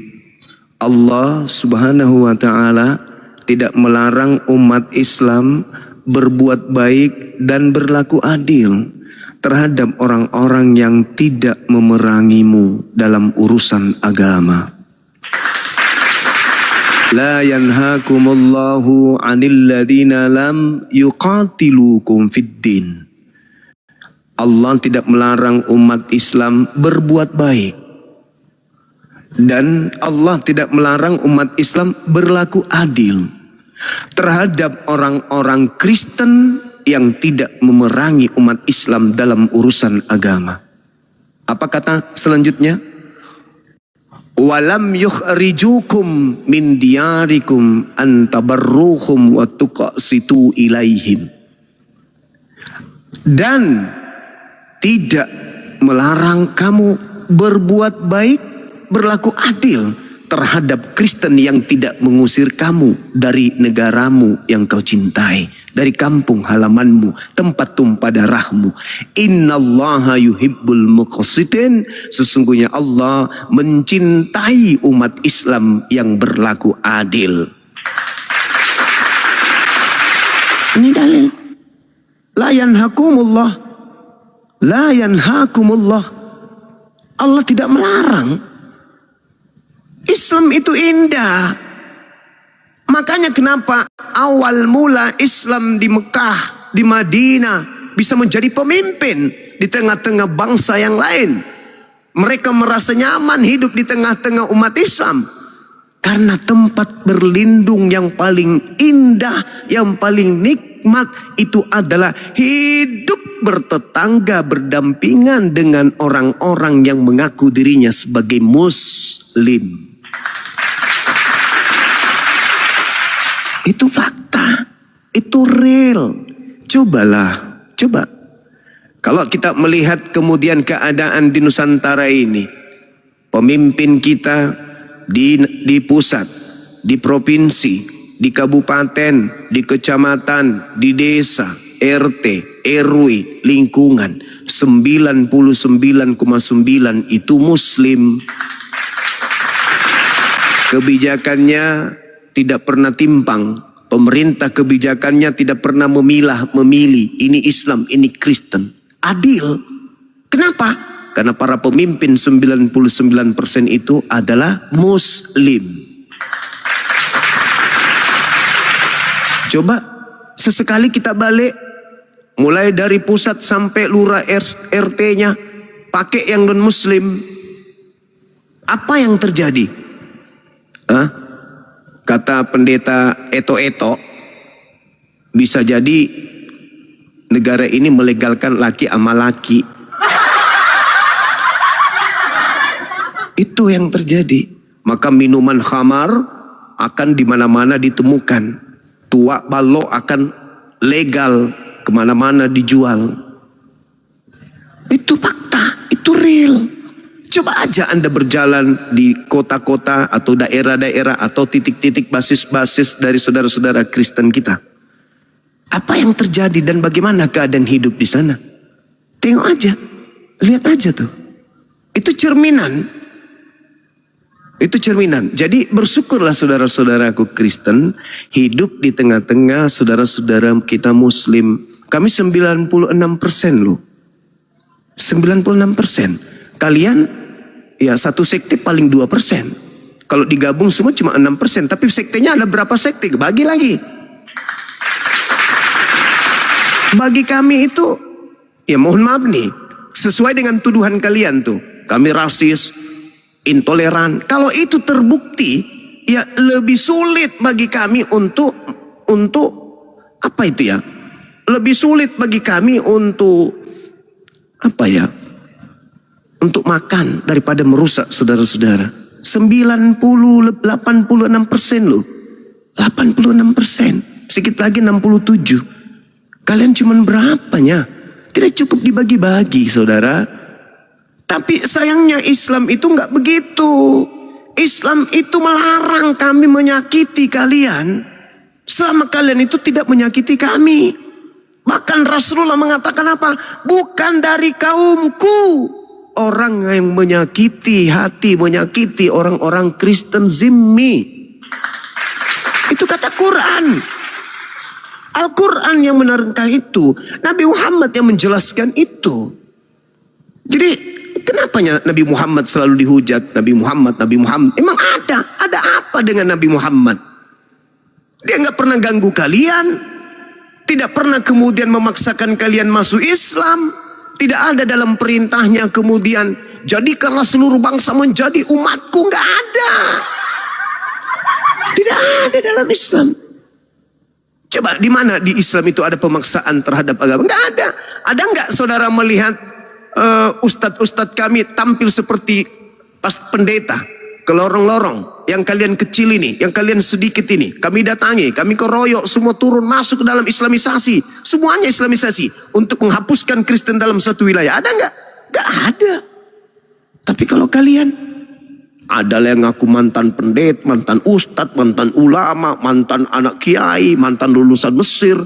Entah apa-apanya, masih pakai jilbab juga. Malah bikin Bible juga dalam bahasa Arab. Biar dianggap kemudian, wah itu Islam juga. Bahkan kitabnya hari ini masih berlabelkan Alkitab. Gak malu gitu loh. Sebenarnya itu tindakan penyerangan terhadap akidah Islam. Dengan kalian memakai nama Allah, itu kalian menyerang Islam. Dengan kalian menggunakan sampul kitab kalian yang sebutan Alkitab, itu kalian menyerang Islam itu. Itu pola yang diajarkan Paulus kepada orang Yahudi, mengaku orang Yahudi, kepada orang yang taat Taurat, hidup seperti orang yang menganut Torah. Itu ajaran siapa itu? Itu ajaran Paulus yang suka nyamar-nyamar kan? Dalam 1 Korintus 9:20 nomor 21. Jadi orang yang menyembah kepada Allah, kita menggunakan kata Allah meskipun kita tidak menyembah kepada Allah. Iya kan? Orang yang percaya kepada Nabi Muhammad, kepada Rasulullah Muhammad, kita pakai istilah Rasul meskipun kita tidak percaya kepada Nabi Muhammad itu adalah Rasul. Kita pakai supaya kita banyak memenangkan orang Islam. Kan itu yang kalian pakai. Sebenarnya kalian itu diam-diam sudah menyerang kami. Cuman kami ini diajarkan untuk berlaku adil. La yanhakumullah. Itu perintah dalam Al-Quran. Jadi tolong saudara ya. Kita umat Islam ini ketika Anda mengatakan apa legalitas tendingmu? Ya kami diserang. Kalian diperintahkan untuk melakukan pembibelan. Kalian diajarkan untuk mengkristenkan orang. Kalian diperintahkan jadikanlah seluruh bangsa, berarti termasuk kami dong. Apakah kami mau seperti yang di gereja itu manggut-manggut aja, manggut-manggut dalam nama Yesus manggut-manggut? No, sorry lah, the coy. Ya. Jadi sekali lagi saya katakan berbahagialah kalian yang hidup di tengah-tengah umat Islam. Contoh, ini sederhana. Coba saja saudara-saudara Islam, jangan praktekkan tapi bayangkan aja. Jangan dipraktekkan tapi dibayangkan. Kalian pindah membawa anak-anak gadis kalian hidup di tengah-tengah mayoritas Islam. Pindah nih, pindah. Kalian pindah rumah dari yang tadinya mayoritas agama kalian, pindah bermukim di pemukiman yang mayoritas Islam, membawa anak gadis kalian. Aman dah anak gadis kalian di tengah-tengah umat Islam? Aman. Selama tidak mempraktikkan isi Bible. Yang bahaya itu kalau mempraktikkan isi Bible Kejadian 19 itu. Marilah kita memberikan minuman kepada ayah kita supaya kita meniduri ayah, supaya kita menjalin keturunan dari ayah kita. Itu bahaya kalau mempraktikkan. Tapi kalau tidak, mereka hidup di tengah-tengah umat Islam, saya yakinkan anak perawan Anda akan hidup sentosa di sana. Tidak usah dipraktekkan, dibayangkan aja dulu. Dibayangkan aja dulu. Tapi sebaliknya, Anda pindah ke pemukiman non-muslim. Taruhlah misalnya Anda di barat. Ke barat lah, negara yang mayoritas non-muslim. Hidup dengan anak gadis Anda di sana. 1 hari mungkin masih di rumah. 2 hari masih di rumah. 3 hari, 1 bulan, 4 bulan sudah muncul teman laki-lakinya datang. Bukan datang ngapain? Sudah muncul dengan bau minuman keras. Sudah muncul anak-anak Anda temukan pulang mabuk. Anak-anak Anda kemudian ada di bar pingsan. Klub malam mereka bersama-sama dengan teman-temannya dan seterusnya. Itu bisa kupastikan yes terjadi. Karena itu sudah budaya. Ayo, silakan aja Anda buktikan. Jangan dibuktikan deh. Kasihan nanti anak gadisnya. Anda renung, pikirkan, saya menghayal aja dulu. Ini kalau anakku kukirim ke daerah atau bangsa atau negara yang mayoritas Kristen, kira-kira mereka masih bisa punya akhlak enggak? Masih bisa mereka ini hidup ala orang Islam Indonesia enggak? Coba aja. Begitu dia pulang ngomong sama emaknya yang tadi, iya ma, Marta mau pergi kuliah dulu ya ma. Begitu dia setahun di luar sana begitu. Lu, babe mana? Kok gitu sih? Panggil nama. Bapaknya namanya Johannes. John, bantuin Marta dong John. Papa kok gitu amat sih? Aduh si John. Buktikan aja, buktikan. Karena itu sudah menjadi habit. Itu sudah menjadi kebiasaan di luar sana. Tapi kalau di Indonesia, anak-anak kita masih bertemu Islam Kristen. Mereka masih santun, mereka saling menghargai, mereka saling menjaga harkat martabat. Itu fakta. Orang-orang Islam masuk di tempat-tempat mayoritas Kristen aman. Orang-orang Indonesia yang kemudian merantau, orang Bugis merantau di Flores, orang Bugis merantau di Manado, di Ambon, di Medan, aman. Kenapa? Karena penduduk di sana masih menggunakan adat kebiasaan penduduk mayoritas, yaitu Islam. Begitu. Ini yang perlu saudara-saudara pahami, bahwa Al-Quran mengatakan kepada kami, Allah tidak melarang kamu berbuat baik dan berlaku adil terhadap orang-orang yang tidak memerangi kamu dalam urusan agama dan tidak mengusir kamu di kampung halamanmu. Sesungguhnya Allah mencintai orang-orang yang berlaku adil. Apa maksudnya? Kalau kami cinta kepada Kristen yang tidak mengganggu Islam, maka Allah cinta kepada kami. Saya ulang, kalau kami cinta, kalau kami sayang terhadap orang Kristen yang tidak memerangi kami, kata Al-Quran, maka Allah akan mencintai kami. Jadi kami berbondong-bondong mencintai kalian. Begitu saudara-saudaraku ya. Saya kira begitu dari Bang Suma. Di sini sudah mau maghrib. Kiranya apa yang saya sampaikan bisa berupa pengajaran yang baik untuk kita semua. Demikian. Ya, terima kasih Gurunda. Ada tanggapan dari Bang Sen atau si Boto Kepas? Ya, gini saudara, fenomena selama ini Tuhan Yesus. Ada berapa? Gini loh, ada satu Tuhan saya. Ah, Yesus Tuhan. Bapak? Tuhan. Bapak, Roh Kudus? Tuhan. Ada berapa? 1. Yang kau sembah siapa? Elohim Yahweh. 4 Kepas. Wah. Jadi gini loh. Yang dinarasikan Bang Jume itu kebanyakan bohongnya gitu loh, Ustadz Arif. Tadi saya nyimak, kenapa Bang Juma ini mampu dia Di mana letaknya? Di mana letaknya? Di mana letaknya kebohongan? Ya, jadi gini, tadi kan dibilang Bang Juma, kami ini bisa berdampingan dengan umat Kristen. Kami ini mengasihi minoritas ya. Tapi kita beribadah aja digeruduk, beribadah aja dibubarkan, dirusak rumah ibadah. Di mana itu Bang Kepas? Di mana? Di mana? Di mana? Di mana itu? Jangan kamu fitnah, framing. Jadi gini loh. Yang di Sumatera kemarin, di Sumatera kemarin itu bukan tempat ibadah, itu rumah. Yang di Sumatera kemarin Bang siapa ini? Itu rumah dijadikan tempat ibadah. Lagi pula ternyata orang yang beribadah di situ bukan orang di situ, orang di luar. Jadi apa sih kok kenapa terganggu? Mereka kan berdoa kepada Tuhannya gitu loh. Bang Felix, mereka kan berdoa kepada Tuhan. Ya legalitas bangunannya lah, Kepas. Maaf di sini sudah terakhir ya. Ya sebentar dulu Kepas. Saya minta tanggapan dari mualaf kita yang baru saja mualaf Al-KTP. Tanggapannya ketika mendengar narasi-narasi Gurundat dari tadi. Al-KTP silakan. Al-KTP dibuka mute-nya Al-KTP. Oh lanjut Kepas. Masih jauh dari perangkat mungkin. Lanjut Kepas. Ya itu, kalaupun muslim mayoritas, merangkul lah. Jangan jadi menindas minoritas, membubarkan ibadah. Dirangkul lah minoritas. Itu baru ajaran yang benar. Dirangkul lah. Bang Zuma tadi kan sudah menyebutkan salah satu nama pendeta, yaitu pendeta Melatok. Masih ingat pernyataannya pendeta Melatok gimana Kepas? Di mana mayoritas Kristen kebejatan moral semakin meningkat. Itu yang dikatakan pendeta Melatok.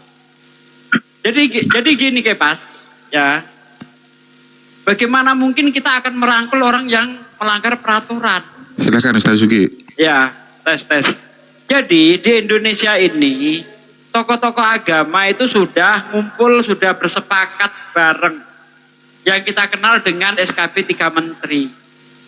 Nah, SKB 3 Menteri ini, ya, kesepakatan para tokoh-tokoh agama ini sudah membuat kesepakatan bersama bahwa untuk bisa mendirikan tempat ibadah itu ada syaratnya. Minimal 60 jemaat lah ya, 60 jamaah yang tetap di tempat ibadah tersebut. Yang kedua, harus ada 90 tanda tangan dari orang tempatan. Nah, ketika ini tidak terpenuhi, baik Islam, baik masjid maupun gereja, wajib dibubarkan. Karena tidak sesuai prosedur. Kami saja umat Islam mendirikan masjid pakai izin. Contoh, ketika saya bangun masjid di Blora, bukan saya ya, kami, ya, para netizen, bangun masjid di Blora, kita izin. Padahal di situ nggak ada Kristen satupun tuh.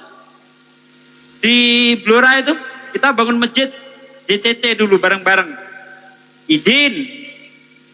Tempat ini saya di Sumatera ini dulu musola. Sekarang berubah jadi masjid. Kita dimintai tanda tangan.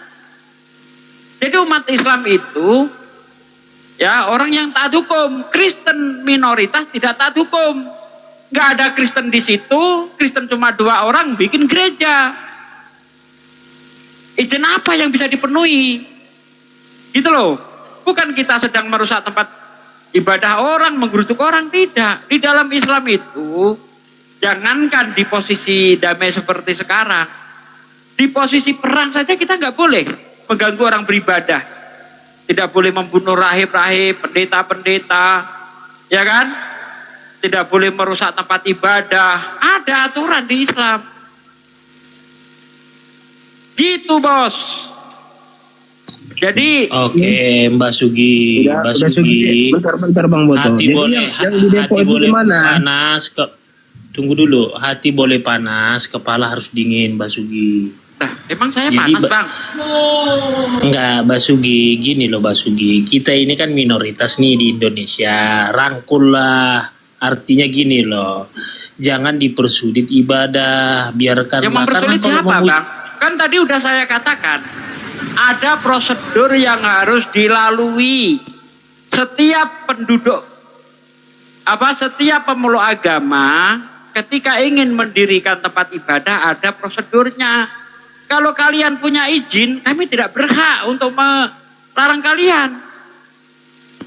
Mana ada gereja yang ada izinnya dibubarkan? Mana ada? Coba tunjuk satu gereja. Di Depok itu gimana, Sugi? Udah ada izinnya? Ya, ada izinnya enggak? Udah ada izinnya, kok minta dibubarkan? Itu izin bangunan pribadi itu, izin rumah itu. Nah, bentar dulu, jelaskan Sugi coba yang Depok. Lah ya, coba tunjukkan izinnya. Apa izin apa? Udah jelas diizinkan bupati di situ keterangannya. Kok malah disuruh batalkan? Izinkan bupati apa? Prosedurnya apa seperti itu kan tidak? Berarti kamu nggak tahu Prosedurnya harus ada 60 jemaat di Sugi. tempat itu. Terpenuhi enggak? Tidak tahu beritanya. Mana coba beritanya mana, coba tunjukkan sini. Ya, saya tanya, berarti kamu tidak tahu. Iya, saya nggak tahu, coba tunjukkan beritanya. Coba. Ya udah Pakai data wajar. kita. Ya tunjukin aja. Ya, tunggu ya. Aku buka Ya, di YouTube tunjukin ya. aja. Makanya kamu jangan modal Berantem ya, jangan congor. berantem ya, Tuh. jangan berantem ya. Iya, sesama denom saling berantem di situ satu gereja, di gereja satu dengan satunya gitu kan. Cuman memanfaatkan orang umat Islam. Kan itu banyak kejadian seperti itu. Bentar ya. Biar kamu paham, kamu bilang tidak. Persatuan dibuatnya gereja.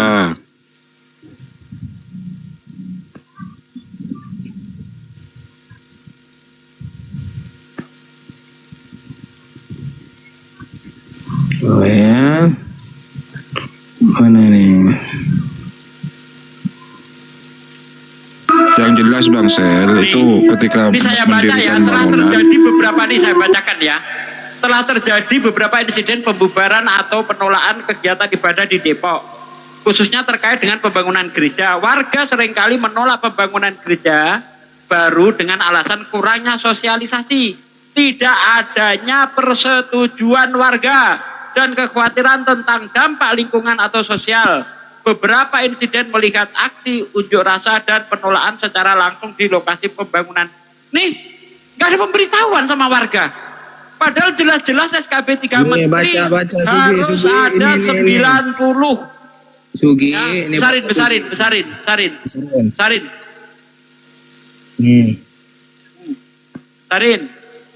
Nih, baca ini Sugi. Ya udah baca. Kok baca judulnya aja? Narasinya Baca, dong. seluruhnya. Izin mendirikan IMB. Kok judulnya doang? Coba. Ini nggak kau baca ini. Iya, baca lah, mana nampak kecil seperti itu.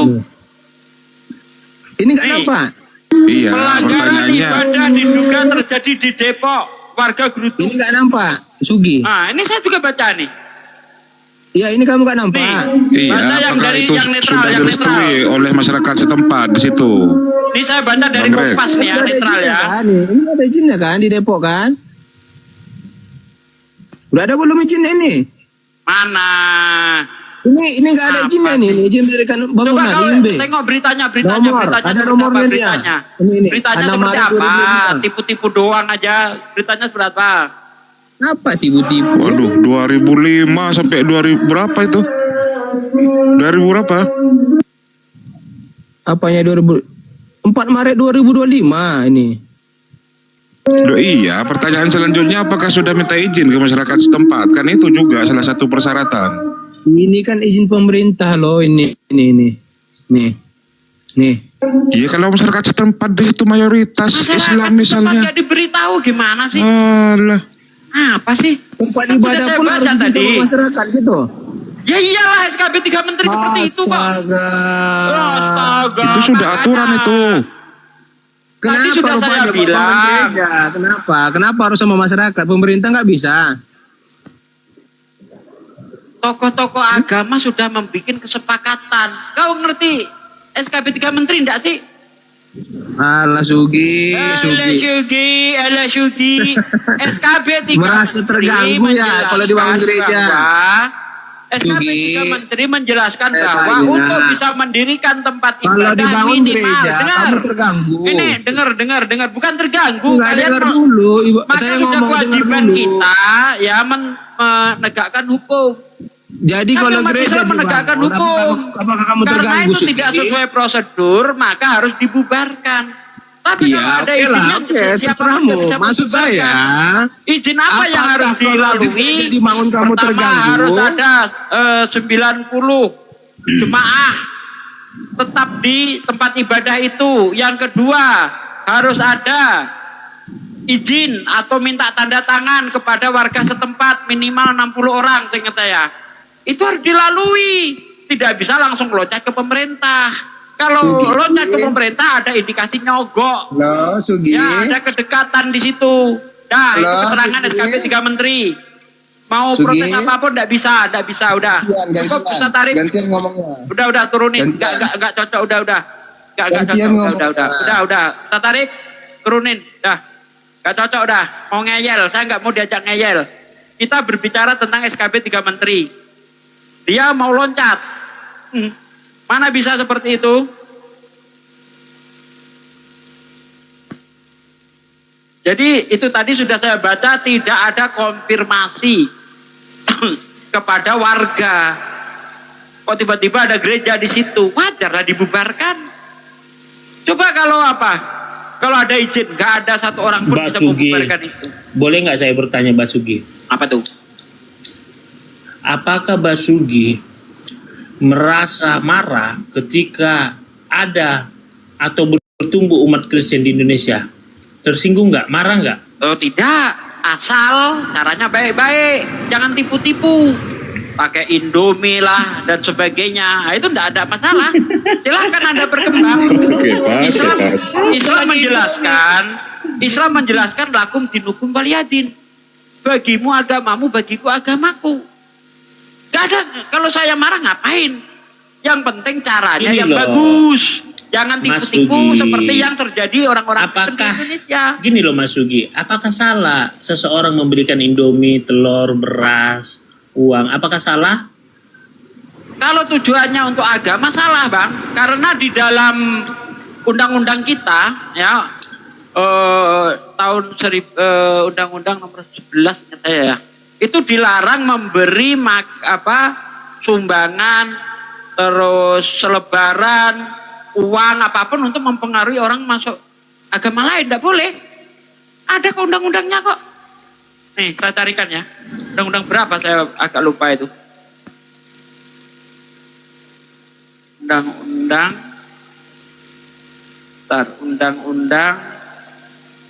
ini negara kita yang melarang, Indominisasi. yang melarang Misionaris. memberi bantuan upaya pindah agama tuh Pak. Saya agak lupa itu. Ada kok undang-undangnya kok. Bolehkah orang tua melarang? Nih, RUU Perlindungan Umatnya. Ada undang-undangnya itu. RUU tentang perlindungan umat beragama ini tak lebih dari sekedar kemasan ber. Undang-undang, saya agak lupa itu. Coba netizen ada yang tahu enggak? Yang melarang memberi selebaran, ini nih.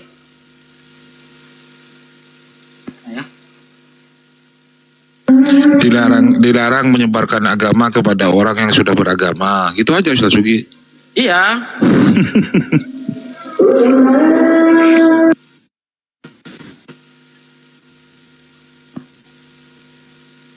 Saya agak lupa itu tahun 66. Jadi jangan sepihak ya teman-teman ya. Ketika di Papua masjid dibakar gitu kan. Itu oknum bukan ajarannya.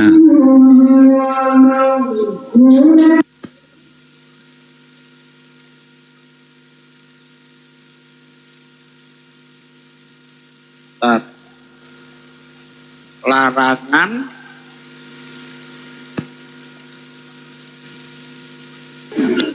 Undang-Undang Menteri Agama nomor 1 tahun 1979. Nah, coba dibaca. Tat. Enggak, di bawah ada yang ngetik. Saya di ini.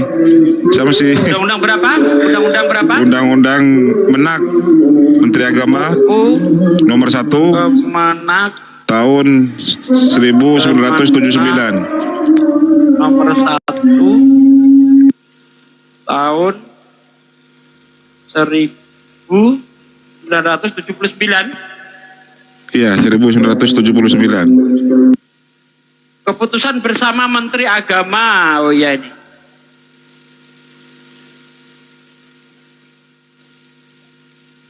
Undang-undang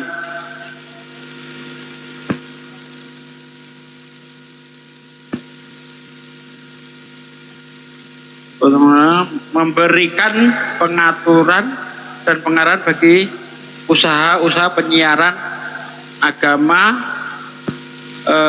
serta usaha-usaha kali. Ya betul, itu undang-undang nomor 1 itu memberikan pengaturan kegiatan pendapat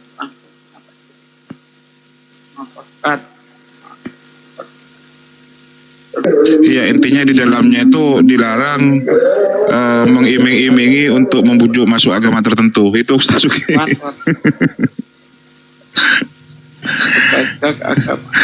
Dengan 2 Indomie, 5 kilogram beras. Iya lah, Kepas. Waduh. Kan oke, itu diberikan bantuan. Nah, kan kalau seseorang mau masuk Kristen harus dibaptis dulu. Nah, di dalam pembaptisan nggak ada unsur paksaan. Ini Kepas, ini nomor 4 nih. Pelaksanaan penyiaran agama tidak dibenarkan untuk ditunjukkan terhadap orang atau kelompok yang telah memeluk agama dengan cara menggunakan bujukan dengan atau tanpa pemberian uang, barang, uang, pakaian, makanan, dan atau minuman, pengobatan, obat-obatan, dan bentuk-bentuk pemberian apapun lainnya agar orang atau kelompok orang yang telah memeluk menganut agama yang lain berpindah dan memeluk menganut agama yang disiarkan tersebut. Tuh jelas tuh. Tadi kan Anda tanya apakah nggak boleh? Nggak boleh. Menurut undang-undang Kemenak nomor tahun 1979 nomor 4 pasal 4 tuh jelas. Ya sampaikan aja, gak usah dengan cara-cara licik, batuan ini itu. Ya boleh. Maka kalau itu terjadi wajib dong kita melawan. Salah kita melawan orang yang melanggar aturan negara kan, masa disalahin. Jadi Kristen ini udah minoritas tapi nyebelin gitu loh, sering melanggar undang-undang yang ada di Indonesia. Jadi Basuki, seseorang itu memiliki alam sadar. Basuki harus paham bahwa setiap orang memiliki hati nurani dan alam sadar. Nah, ketika ada yang menolong dia di dalam kesusahannya, di dalam penderitaannya. Iya, menolong sih ya menolong pas. Tapi tidak harus selebaran, ada selebaran, ada ayat-ayat. Nggak boleh. Tapi kan iya memang nggak boleh. Tapi kan secara hati nurani, ya udahlah. Kalau secara hati nurani dia mau pindah ya silahkan. Yang kita bicarakan di sini adalah caranya. Itu nggak boleh seperti yang dilakukan Kristen itu, ya dengan kedok kasih, tapi ujung-ujungnya mau mempertahankan orang, itu yang dilarang. Gak bisa Kristen itu seperti Islam itu, sampaikan aja seperti Islam, kebenaran agamamu. Kalau mau pindah-pindah, gak perlu ada istilah idomisasi lah, selebaran, datangin orang-orang dari rumah ke rumah. Ada teman saya, gini Basuki, ada teman saya, bapaknya Ustadz, dia mau masuk Kristen. Saya bilang, kamu gak usah masuk Kristen. Nanti kalau kamu masuk Kristen, siapa lagi masuk neraka? Saya bilang, kami kan masuk surga nanti. Saya bilang, gak usah kamu masuk Kristen, nanti siapa lagi masuk neraka? Saya bilang. Gak usah Saya nggak maksa. tipu-tipu. Ustadz siapa namanya? Kau ini tipu-tipu aja Kepas. Suruh masuk sini orangnya coba. Tunggu dulu. Kau ini tipu-tipu Mbak. aja kau ini. Bukan, gini loh Basu. Gak usah lah Kita nggak tipu-tipu, maksa udah gitu usah loh. tipu-tipu anak Ustadz Bill Gates. Gak mungkin. Coba tunjukin anak Ustadz siapa sini. Saya suruh masuk sini. Kalau enggak gak usah ngomong. Dia nggak suka main TikTok. Lah kasih nomor teleponnya Maksudnya saya. Coba nggak- kasih nomor teleponnya biar saya hubungin. Bener enggak kau? Mana ada orang yang otaknya masih normal, tidak mungkin jadi Kristen, tidak mungkin. Tidak mungkin bang.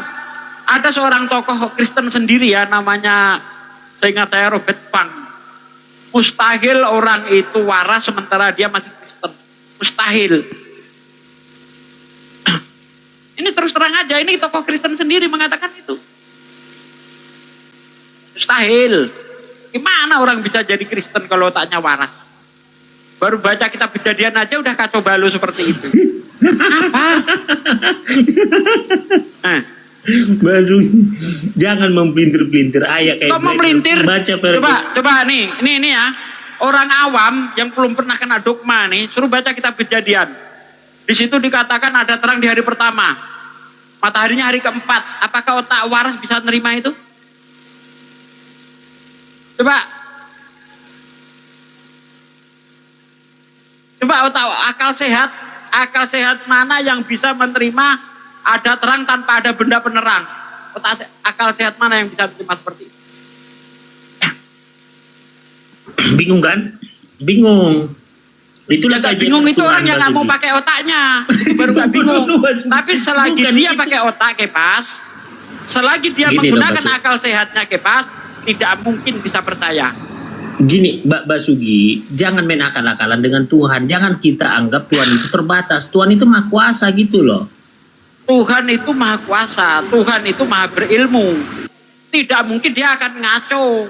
Misalnya gini Kepas, ya, saya ini tukang bikin mobil misalnya kan. Saya ini seorang yang memproduksi mobil.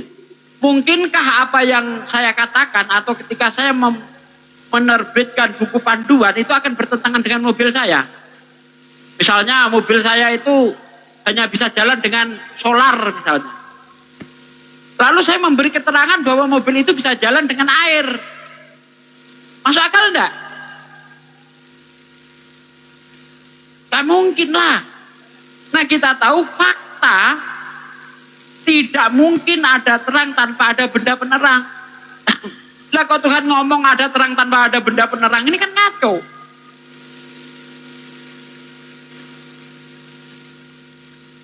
Gimana coba? Itulah karena kamu hanya modal imani saja, makanya kau percaya cerita-cerita kayak begitu. Coba kau pakai akalmu. Tadi sudah saya katakan, kalau kau menggunakan akalmu tidak mungkin jadi Kristen. Karena baru kita baca kitab Kejadian aja udah kacau balau seperti itu kan. Dikatakan bumi belum berbentuk dan kosong, ada air. Air dari mana?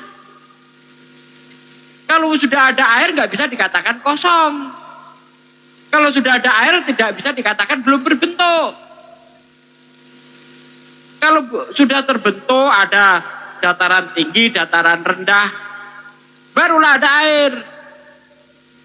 Belum berbentuk, kosong kok ada air. Gimana coba? Akal sehat dipakailah. Akal sehat dipakai. Bukan tidak gini, mungkin jadi Kristen.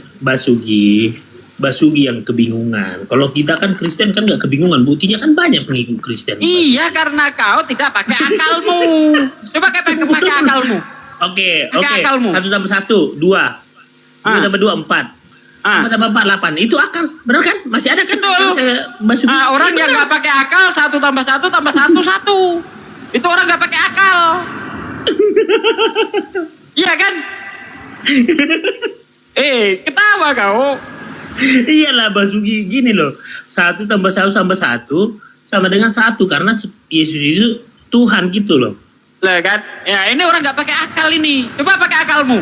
Bisa nggak 1 tambah 1 tambah 1 sama dengan 1? Coba pakai akal. 3. Ya 3 itu kalau kau pakai akal. Coba jangan pakai akal. Berapa? 1. Itu kayak pas kau ini. Memang luar biasa memang Tritunggal ini. Luar biasa gua akuin. Iya, luar biasa bagi orang yang tidak mau menggunakan akal.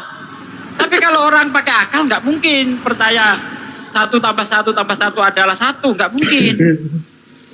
Ada Yesus yang lagi dibaptis, ada Roh Kudus yang lagi terbang di atasnya berupa burung merpati, ada yang teriak dari surga. Ini berapa oknum? 1 oknum.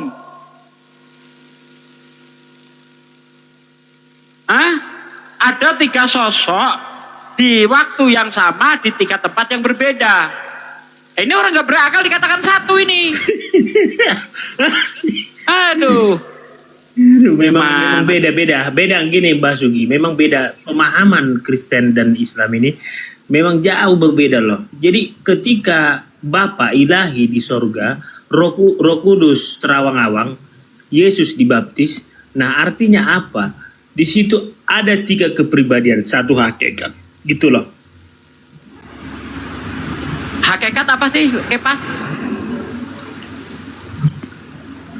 Hakikat itu apa hakikat? Arti hakikat apa coba? Benar enggak bahwa Yesus itu 1 hakikat dengan Bapa? Ayo, hakikat itu apa? Keadaan lah.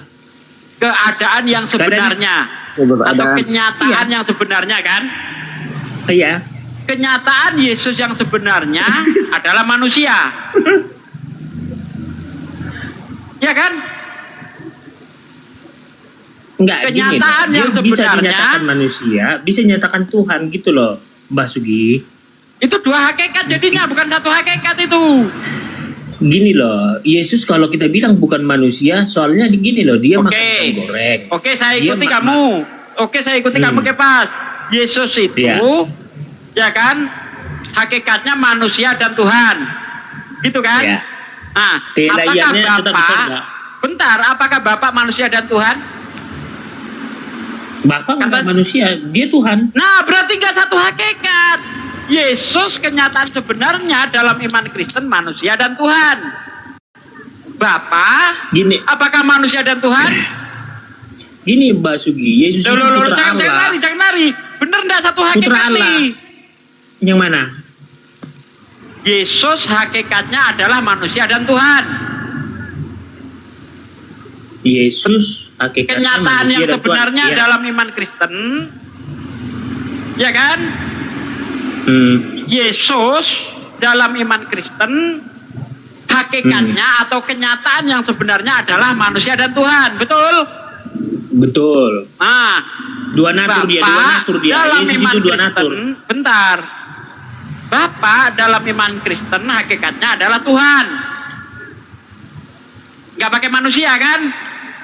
Enggak. Nah, berarti nggak 1 hakikat lah. Gimana sih? Berarti nggak 1 hakikat. Kalau 1 hakikat itu sama dia.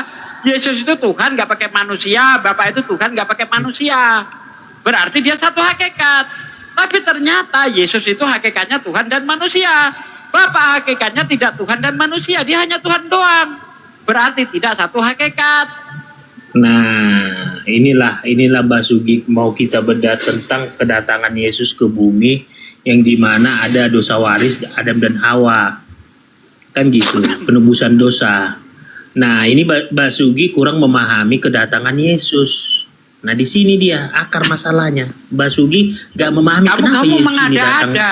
Kamu mengada-ada, Kepas. Di ayat mana bahwa dosa Adam itu akan diwariskan? Di dalam perjanjian lama, coba carikan saya. Masuklah ke perjanjian baru, Rasul Paulus. Kok Paulus? Yesus saja gak ngajarin dosa waris, kok lari ke Paulus? Yesus saja gak ngajarin, Musa tidak pernah mengajarkan. Coba, di perjanjian lama lah, kalau Paulus itu ngarang dia, harus ada dasar dari perjanjian lama, di mana dalam perjanjian lama, dosa Adam akan diwariskan.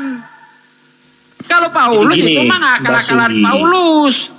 Mbak Sugi, ketika Adam dan Hawa jatuh ke dalam dosa, ya, Artinya manusia itu sudah terpisah dengan Tuhan karena dia tidak abadi lagi, dia tidak murni lagi.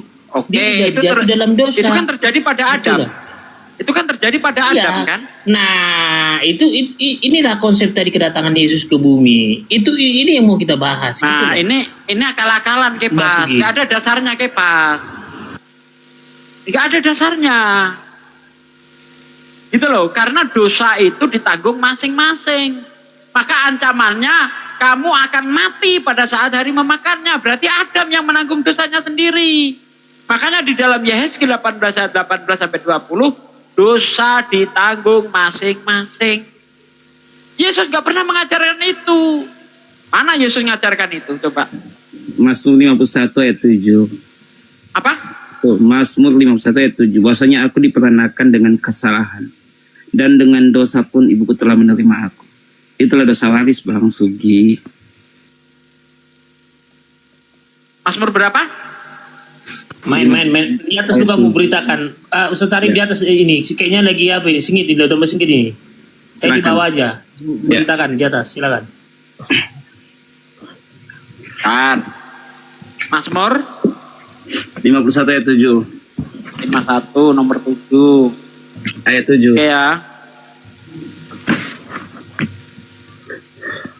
Bersihkanlah aku daripada dosaku dengan hisop, maka aku menjadi tahir.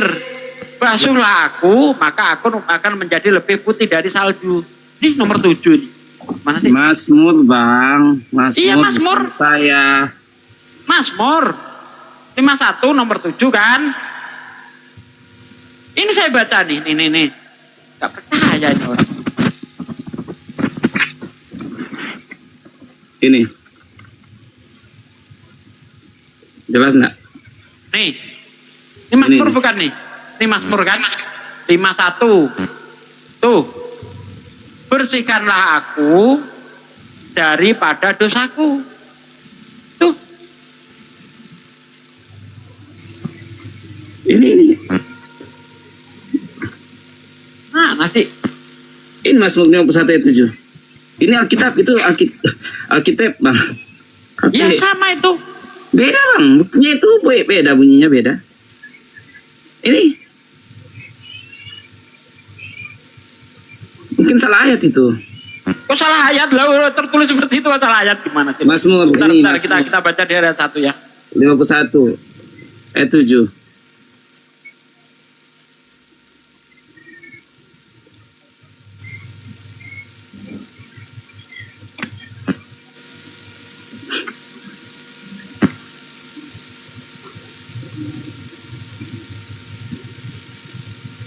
Nih ya. Tunggu, Kalau baca dari ayat 3 ini kan jelas nih. Itu bukan maksudnya seperti itu. Host. Bentar. Saya pakai TL bisa, host. Bersihkanlah ini. Sabar, Sebab Bang. aku sendiri sadar akan pelanggaranku. Aku senantiasa bergumul dengan dosaku. Tuh, Host, boleh saya pakai terjemahan lama, host? terhadap engkau sajalah aku telah berdosa dan melakukan apa yang kuanggap jahat, supaya ternyata engkau adil dan putusanmu bersih dalam hukumanmu. Yang Abang Sugi baca tadi itu ayat 4 Bang. Basuhkanlah aku baik-baik. Baca terus selanjutnya. Itu ayat 4 ternyata yang Bang Sugi baca. Saya mau minta izin sama host dulu. Host, bisa host saya pakai terjemahan lama, host?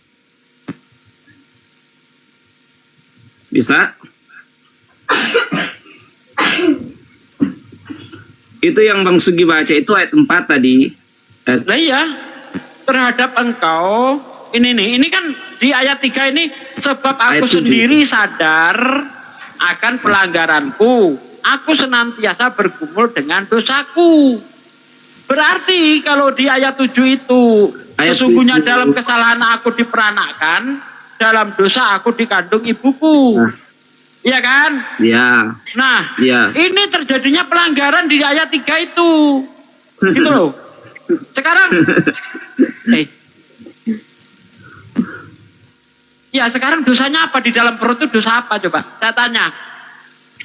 Itu itulah yang namanya dosa waris. Itu dosa waris. Berarti Yeskil 18 bohong.